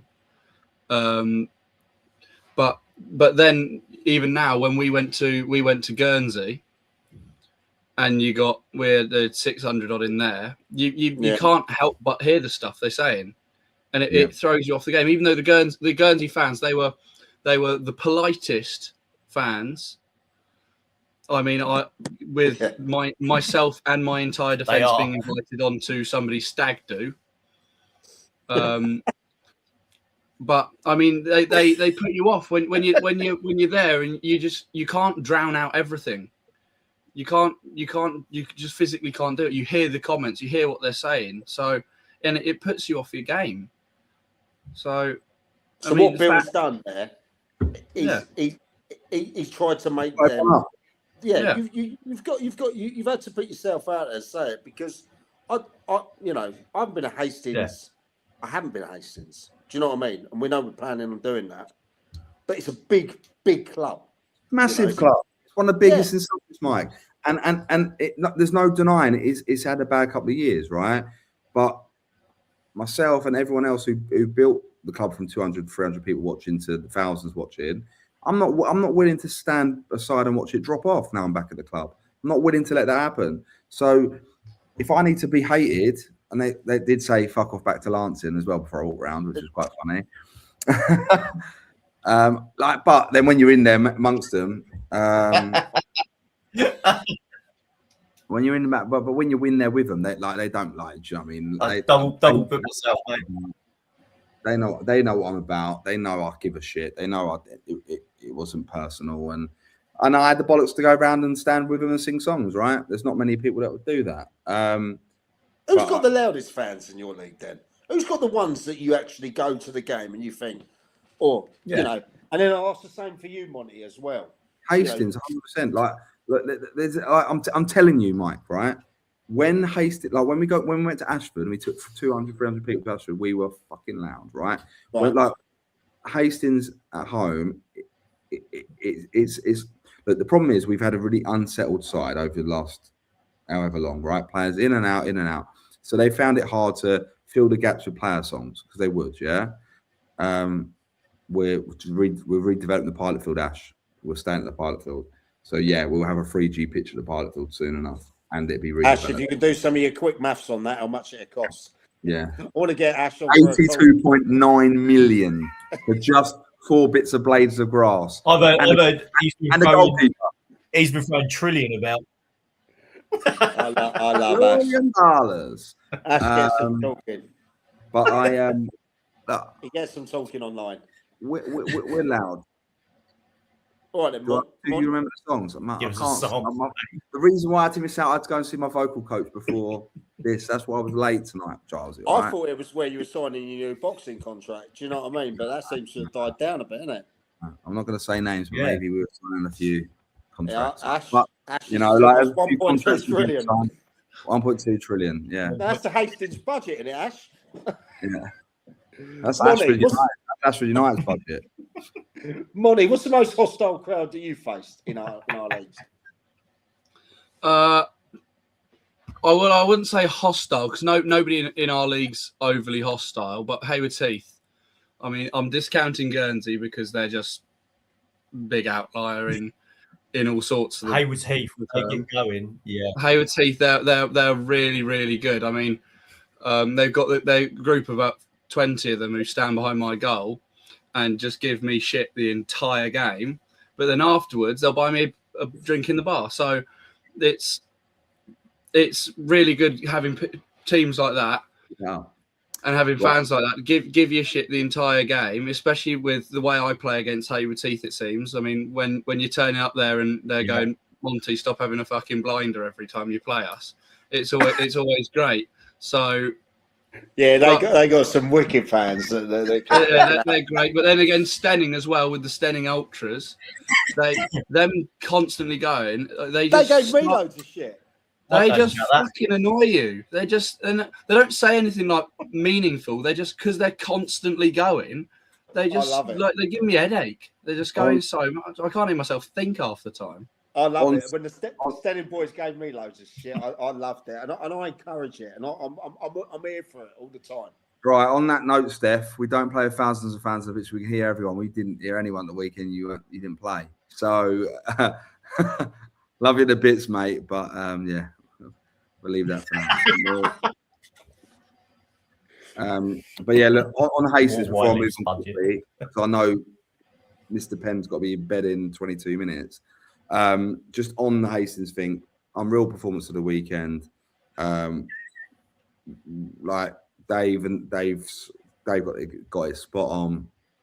Players worked their bollocks off. Should have won the game against Ganella's high flying, high budget Whiteleaf, but we were flying. And look, it sets us in good stead. And like I say, hopefully we got some more good news to bring the Hastings fans soon. Right, moving on from Hastings, Lancing. Fuck off back to Lancing, they said to Bill. So we move on to Lancing, right? So 19 conceded in 5. 19. Yeah. Could they be dragged back in? Could they be dragged back in? Let's have a little look. Yeah. 100%, surely. There can't be much. There can't be a massive gap between that bottom. Half. There's 2 points that separate 15th from 19th.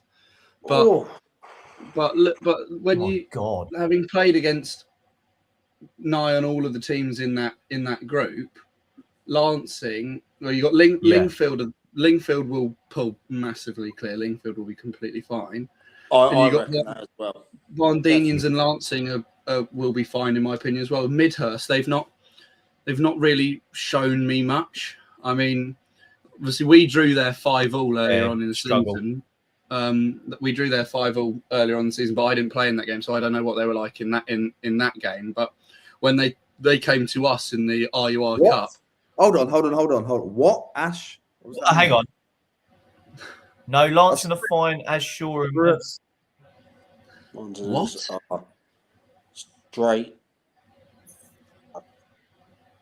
Ash, call in. If you want to call in, Lancing. call in, because this ain't working for me, son. Mid has Shoreham and to go. No, just go down. But he just said someone else, didn't Yeah, Von Dinians. Right. Right, go on. I mean, yeah. So for me, Midhurst and Shoreham, like Ash just said, are my two favourites to go down. But I mean, nothing against Midhurst. I mean, I get along really well with their manager. And they just made a signing as well, didn't they? Yeah. I saw that online. Very notable signing. Yes. I mean, it wasn't a hard one to work out. No. Matt, Chris Holm there. You know. Great. Maybe we do another 10 minutes. We did half hour. Did the after party without Lee Penn sleeping, and we called it the bedtime story. What do you mean? What do you want me to read you, mate? Do you want me to read you? Shall I put a bit of Bluey on for you? Yeah. What do you want on, Sam? Midhurst are they're but Bit of Bluey, please, mate. No, it's grand designs for me tonight, boys. So, yeah. Right. Well, look, going back to Lancing, a source of mine at Bexhill said they were absolutely awful. Okay. Awful. But then another source said that Bexhill weren't very good either, and they won 6-0. Right. Bexhill got a tonking last week, didn't they? Yes, they had a lot of changes this week to start to the lineup. And then they won and won 6-0. A lad that we got on loan, Charlie Scholes from Hastings, scored a hat-trick, got man of the match, his first start for the club. So wow. I hope Chaz kicks on. That'd be great for him. With regards to Lancing, the amount of goals they're conceding is a worry at this stage. And what else is a worry is when I go on to my next point, because I'm going to skip it up a little bit, is AFC Gardinians. You know, they're not picked up points in the last 3 games. It's been 2-1 losses, but they are fighting against decent sides, right? And they're getting close. Could that mean that they could drag themselves a little bit away for it, which then, in my opinion, might put Lancing down? To be fair, the last 3 games they've played, and you're right, only lost 2-1. Yeah. Is home to Stenning. Stenning are going to push Aberdeen all the way. Lost 2-1 to Peacehaven away. Peacehaven putting a proper run together, and lost 2-1 away to Guernsey. I mean, there's been a vast improvement there. And to be fair, if you go back to even November, ironically, they lost 1-0 to Lancing. Yeah. Then lost 1-0 to Hayward Heath. Drew with Newhaven, who at the time were flying. Drew with Bexhill, beat Shoreham, and then that. I think you're right. I mean, what's changed to that club? I know they're not getting the results they probably is aid now. You know, what? Bromwich, man of the match, goalkeeper, man of the match. Okay, well look, I look at it like this. They've obviously seen that they were very leaky. I saw them play against Forest Row early in the season. Obviously, Lee, you were there as well. We saw them play against Free Bridges against Forest Row. And they were open as fuck. Like, they were easy to penetrate. Yeah. Easier than... Oh, God. I understand. But, like, very easy. Price. Well, allegedly. I've not been there myself. But look, my thing is this. They've obviously tightened it up. I understand they're in for a battle. Do they have more men than Lancing? Like, is that going to be Lancing's problem that, it's quite a young side? And the issue they're going to have, right, is even if you go down, you can't play with kids in step 6 either. So, like, unless you... I don't know about that. If they're good enough, they're old enough. Mike, I'm telling you, look at Dorking now. Dorking B-side. They had a great generation of youngsters coming through. They're now like struggling, right? So it all depends. Isn't on that their first years coming through this year? Yeah, exactly. But they're being exposed. A second year, third year, they might be Dorking B. You might see back in the top end, like top 9 of that table again, yeah, or even up the top round. They've been over the years. However, I don't think, and also, Lancing aren't going to have the best players because they're going to get picked off by step 5 and step 4 clubs, right? It's the nature of the beast, yeah. Relying on just youngsters, I think, could be a problem. I know they've tried to bring a few older players, but it always, when you ain't got money or budget to spend, or it's not attractive, or it's a relegation scrap, not everyone fancies it. So that's always going to be tough. But I do fear for like the likes of Shoreham and the likes of Lancing, that if they do go down, what are they relying on to come back up? Like, that would be the one thing I look at. So when I definitely know the Shoreham chairman as co-chairman have a plan and are already looking at plan right B for next season. Do you know what I mean? They're no mugs. Yeah, I know that, and I was told what was meant to happen, and I've actually had it. I can't say it on air, but if the chairman wants to message me, something that I thought me and Lee were told at the ground was likely. Speaking to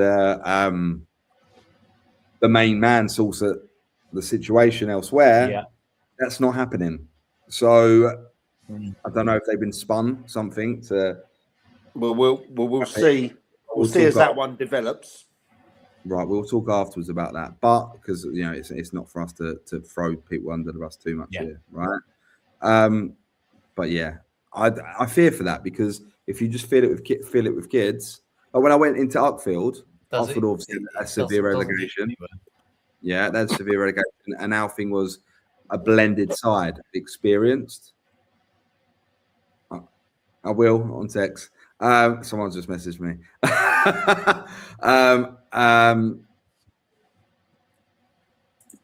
I'll go back to my point.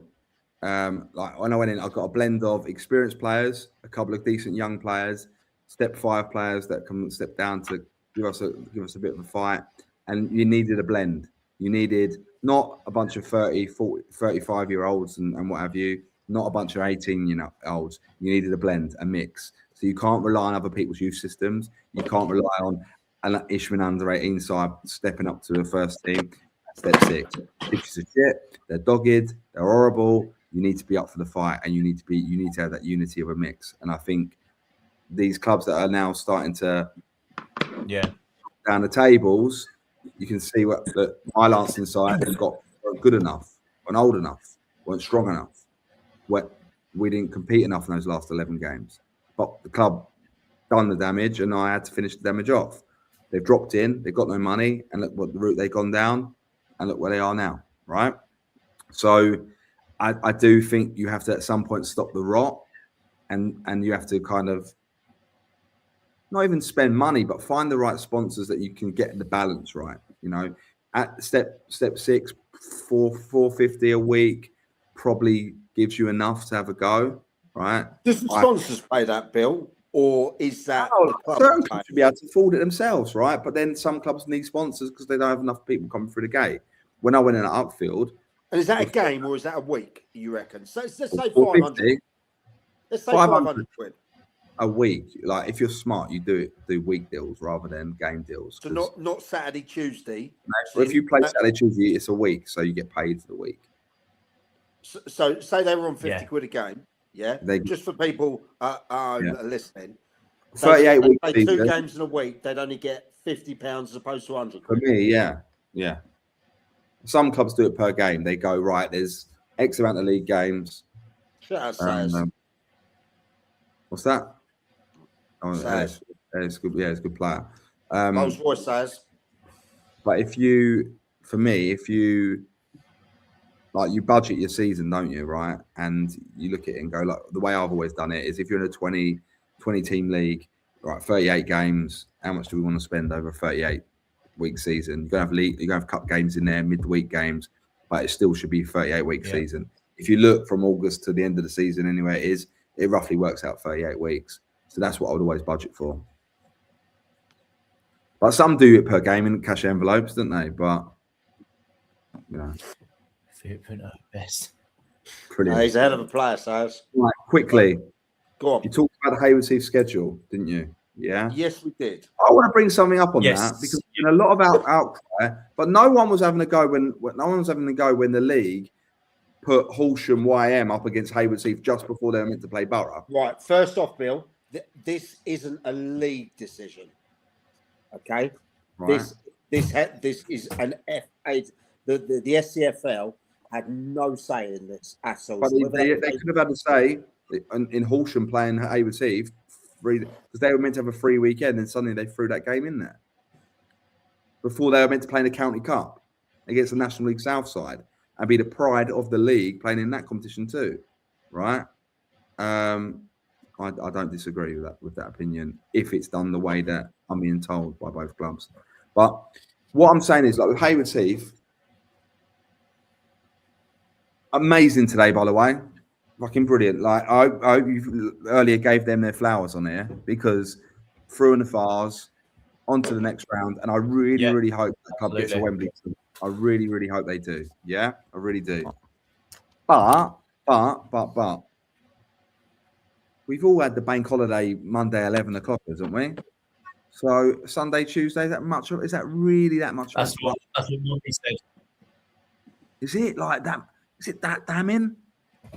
With the squad they got, with the amount of changes that they can make, is it really like? Do we really have to get the violin out over that? Do we really?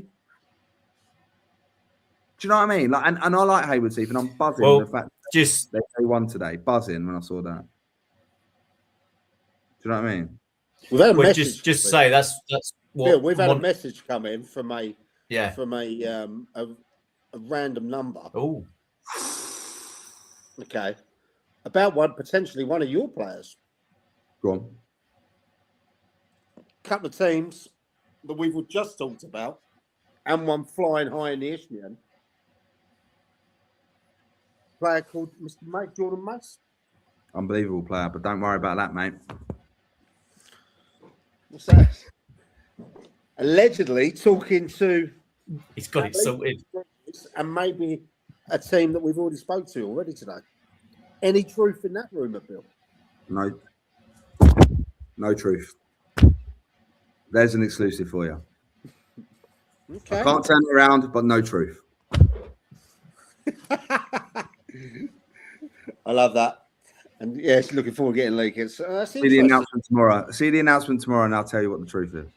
Oh, look at that! See, this is where these kind of shows get crazy because people are sitting in their bed or on their right. couch. So just go on, yeah. Go on, so just to say quick before I do get kicked off in 6 minutes. Go on. What are we on for viewers, Mike? Well, we've just hit 1,750 of you. Yeah. New record. Unbelievable. Brilliant. Love that. Amazing. It'll go even higher at 10 o'clock. Yeah. That is incredible numbers. Incredible numbers. I reckon it's Monty. He brought loads of numbers with him. Go on, Monty. Superstar the show. Yeah, right. Do you want to address that one quickly, though, Bill? Well, they can if they want. Give me a call.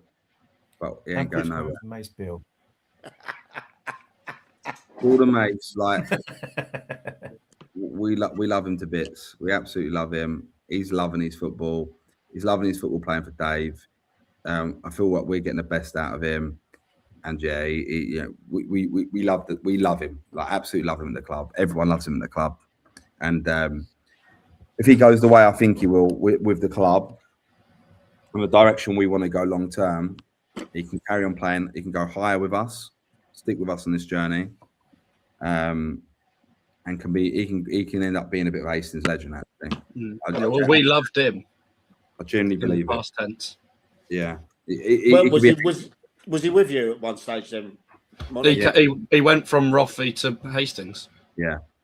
I was the person who ended up making him stay at Hastings, so I do apologise to the Roffy guys there. Yeah. And How okay. How did he feel making the step up? Was it transitional? Did he take it in stride? in his stride, mate. It's criminal that he's not been playing this level for a while. It's criminal.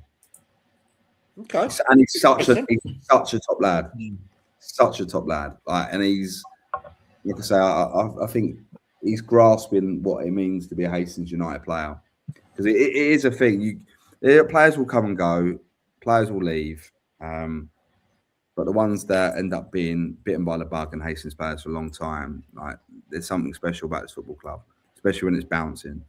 You know, you only have to ask the players that won the league with us, or even players that like we bump into now who spent time at the club. Like, they'll tell you how special it is. You know, look at Aggie. Look at how Aggie how well he spoke of the club when he had him on. He's now, you know, managing in the National League, right? He's a great guy.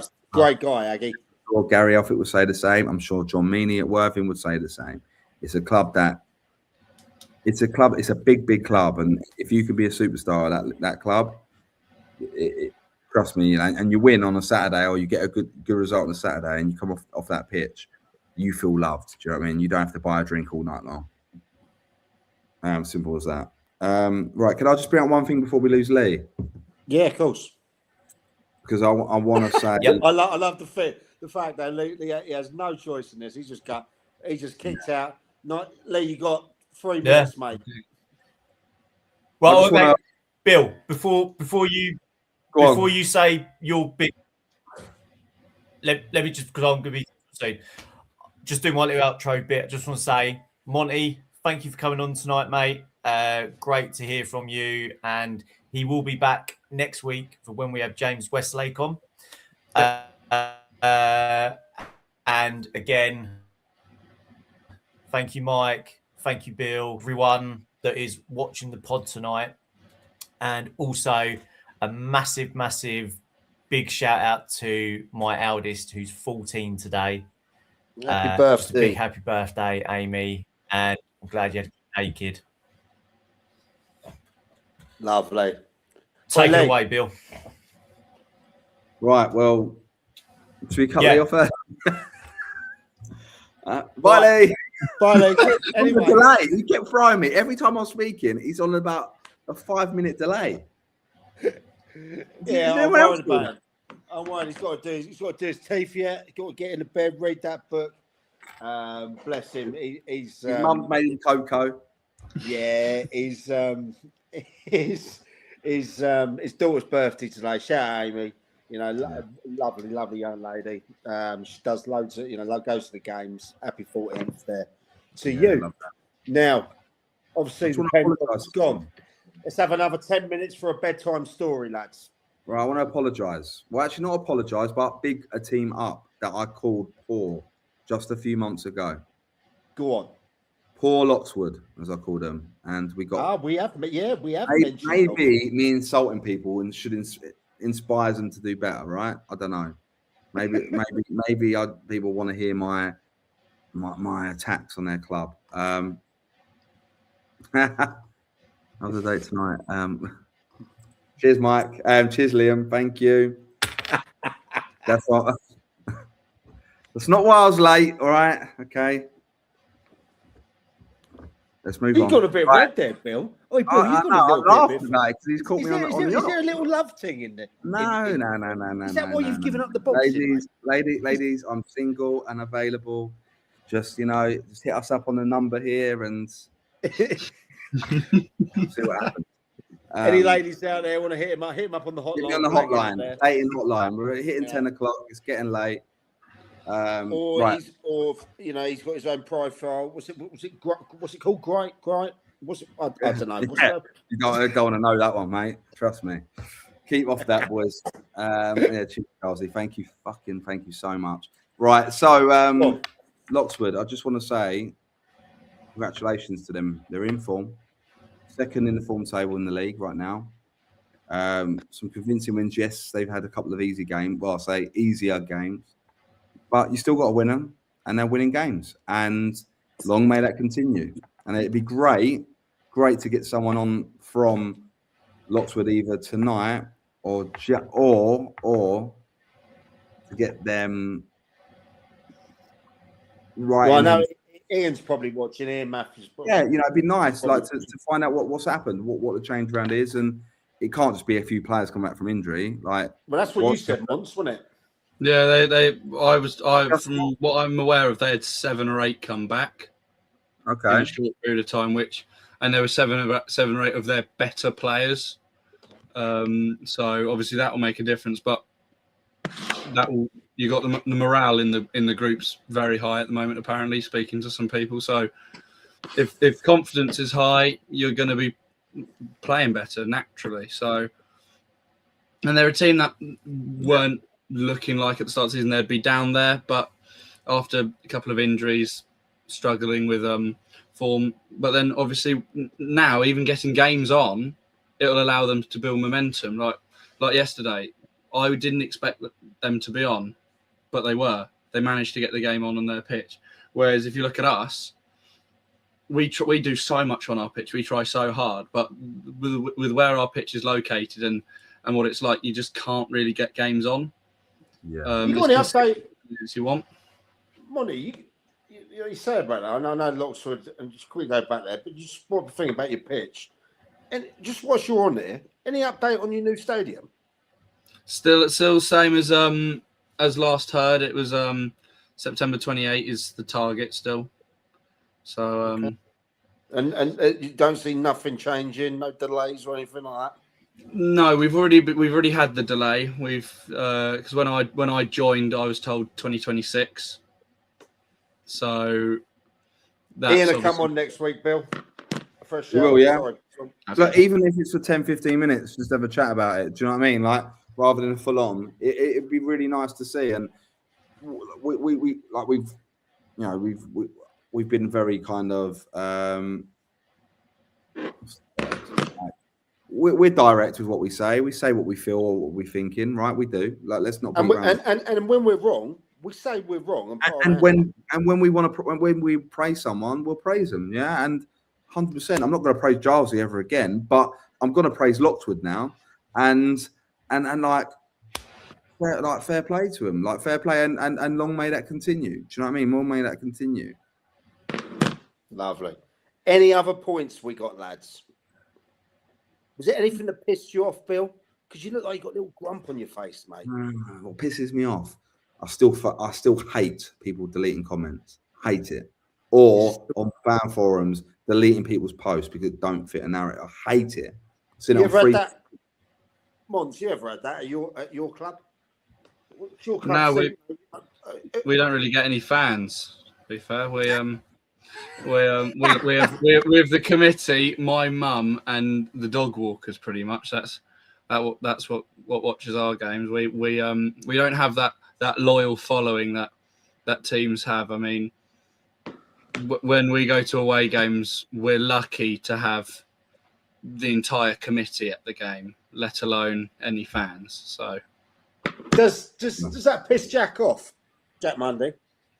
I think so, yeah, because we want to build something as a club. We're looking upwards. Obviously, currently we're just trying to hold where we are until we can get the move to the new ground. But obviously, when we move into the new ground, we want to already have a contingent that follows us.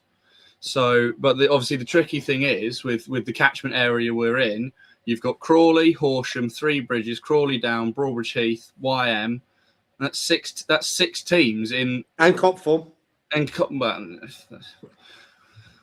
Six good teams in a small radius there. It's so hard to drive people in, and we look at trying to do different things, trying to get the younger people coming in, but it's even a struggle. So we don't have a youth section at Rothie. Why is that? So the youngest age we've got is the under 17s. That's the youngest age we've got in terms of boys, and in the girls we go down to under 14s. You got more of a girls section than you have a no.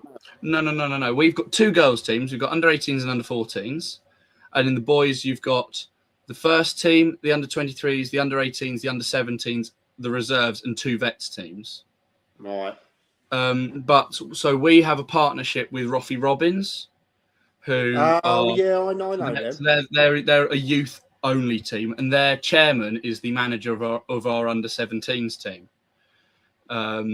So that's our partnership. But even getting Roffey Robbins youth players to come to our games is proving quite challenging. So, wow. I mean, it's something we're looking to work on, looking to improve. As our highest attended home fixture this season was Haywards Heath at home in the league, which was played at Haywards Heath. So right, yeah, that's our highest attended home game was away. Wow. So how many did you get, Bill, down at the Pilot? Well, people watching. Yeah. It was 800 there yesterday, but Like, what are they paying? What? How much are they paying to get in, roughly, for an adult? £14. Bit pricey, isn't it, Bill? No, not for the football. Not Altsport. When you're playing Dave Altsport, like, you know. Altsport. Altsport. No, but like on a serious note, like when you get in crowds of like 1,500, you know, but then football is an expensive business. Like, it's an expensive business. You want like people go, oh, you made X amount of thousands of pounds behind the bar. Great, brilliant. But then you've got to pay for the beer, pay your staff, pay the VAT. You know, same with the burgers, the same with any merch. Like, pay even ticket sales. You've got 20% of that goes to the VAT man.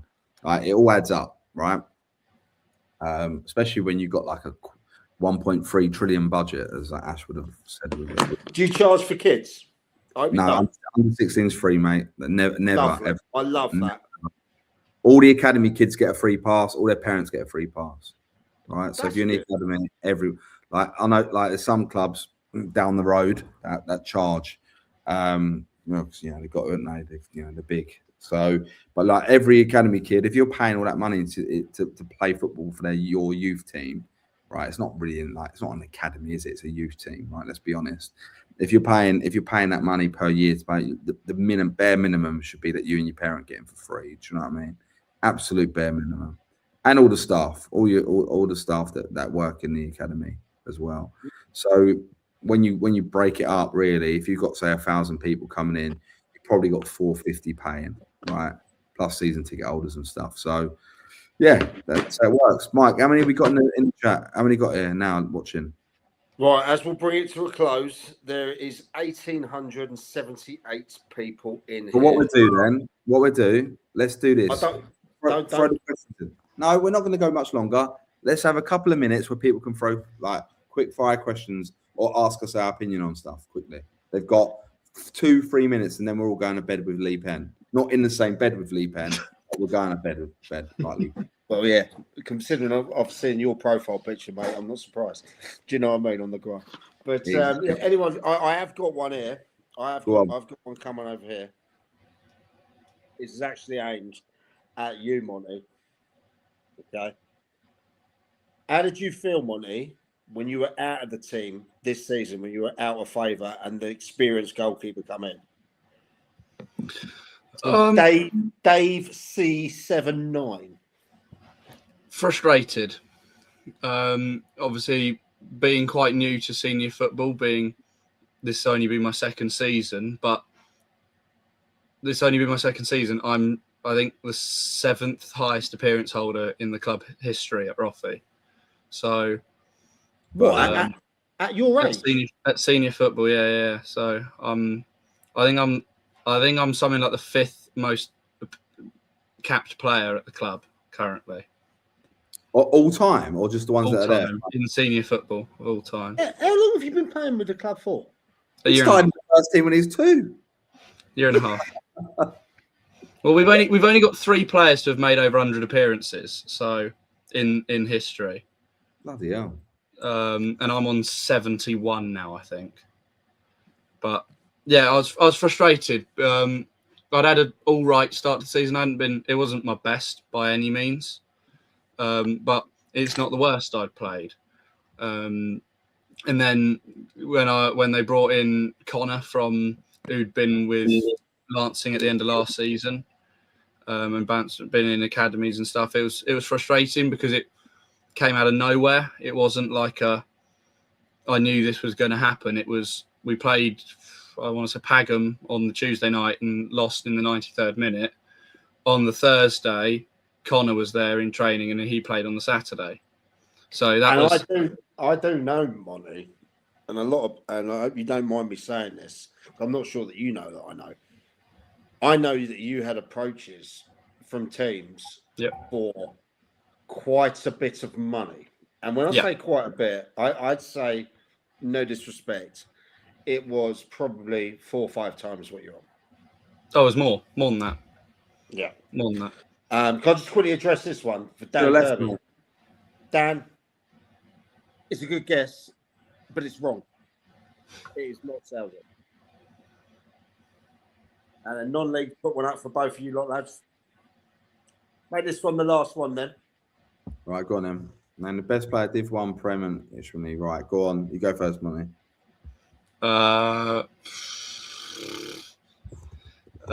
Div 1, I'm going to go for Zion. He's he always seems to be up there in the goals. Prem, he's not played yet, but I'm going to go Brannan. Brannan O'Neill at Haywards Heath, new signing. If not him, then I'm going to go Finn DePort at Guernsey, and then in this Isthmian South East, I don't know a load of players in that league, but I'm going to go with Zach Young at Broadbridge Heath. He's the best I've seen personally at that level. And Bill, and we've got one more question after this. This has come through from a club. So, best player in, I would say, in that league, I would say Zion as well. Best striker I've come across in that league by far. He just scores goals, doesn't he? In the Prem, well, it's going to be a Haywards Heath player, isn't it? So, that's a real hard one, Haywards Heath, you know. I like Barnes. Yeah, so do I. I like Chalet. But then again, I like Fisher. I like Fisher at YM. Actually, no. I'm going to go Noel Fisher. Noel Fisher, 100%. Like, he's added, and it's probably about maturity and age and a little bit of fucking know-how. He's added end product to what he's about. I watched him play a few times for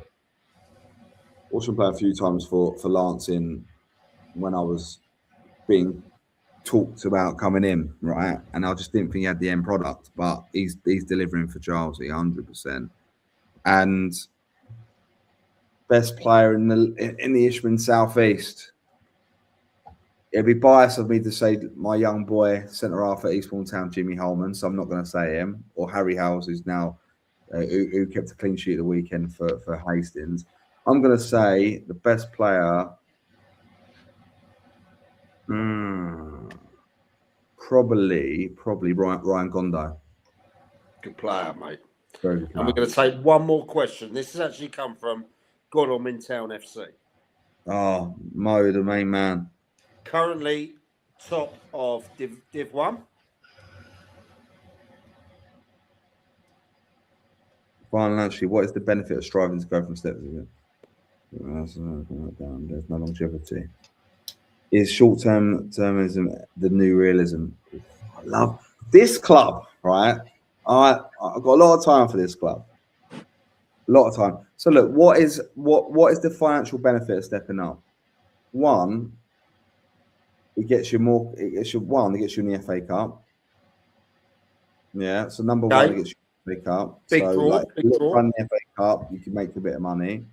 Two, if you go up and you have an aspiration to be an Isthmian League side, it gets you closer to that, yeah, which then puts you in the FA Trophy, gives you more opportunity for money, bigger crowds, bigger gates, more interest in your football club, the higher up the pyramid you play. So hopefully you can, if you've got the infrastructure around it, to be able to do merchandise, to be able to be spend a bit more time with the community, you've got a better level of football to present.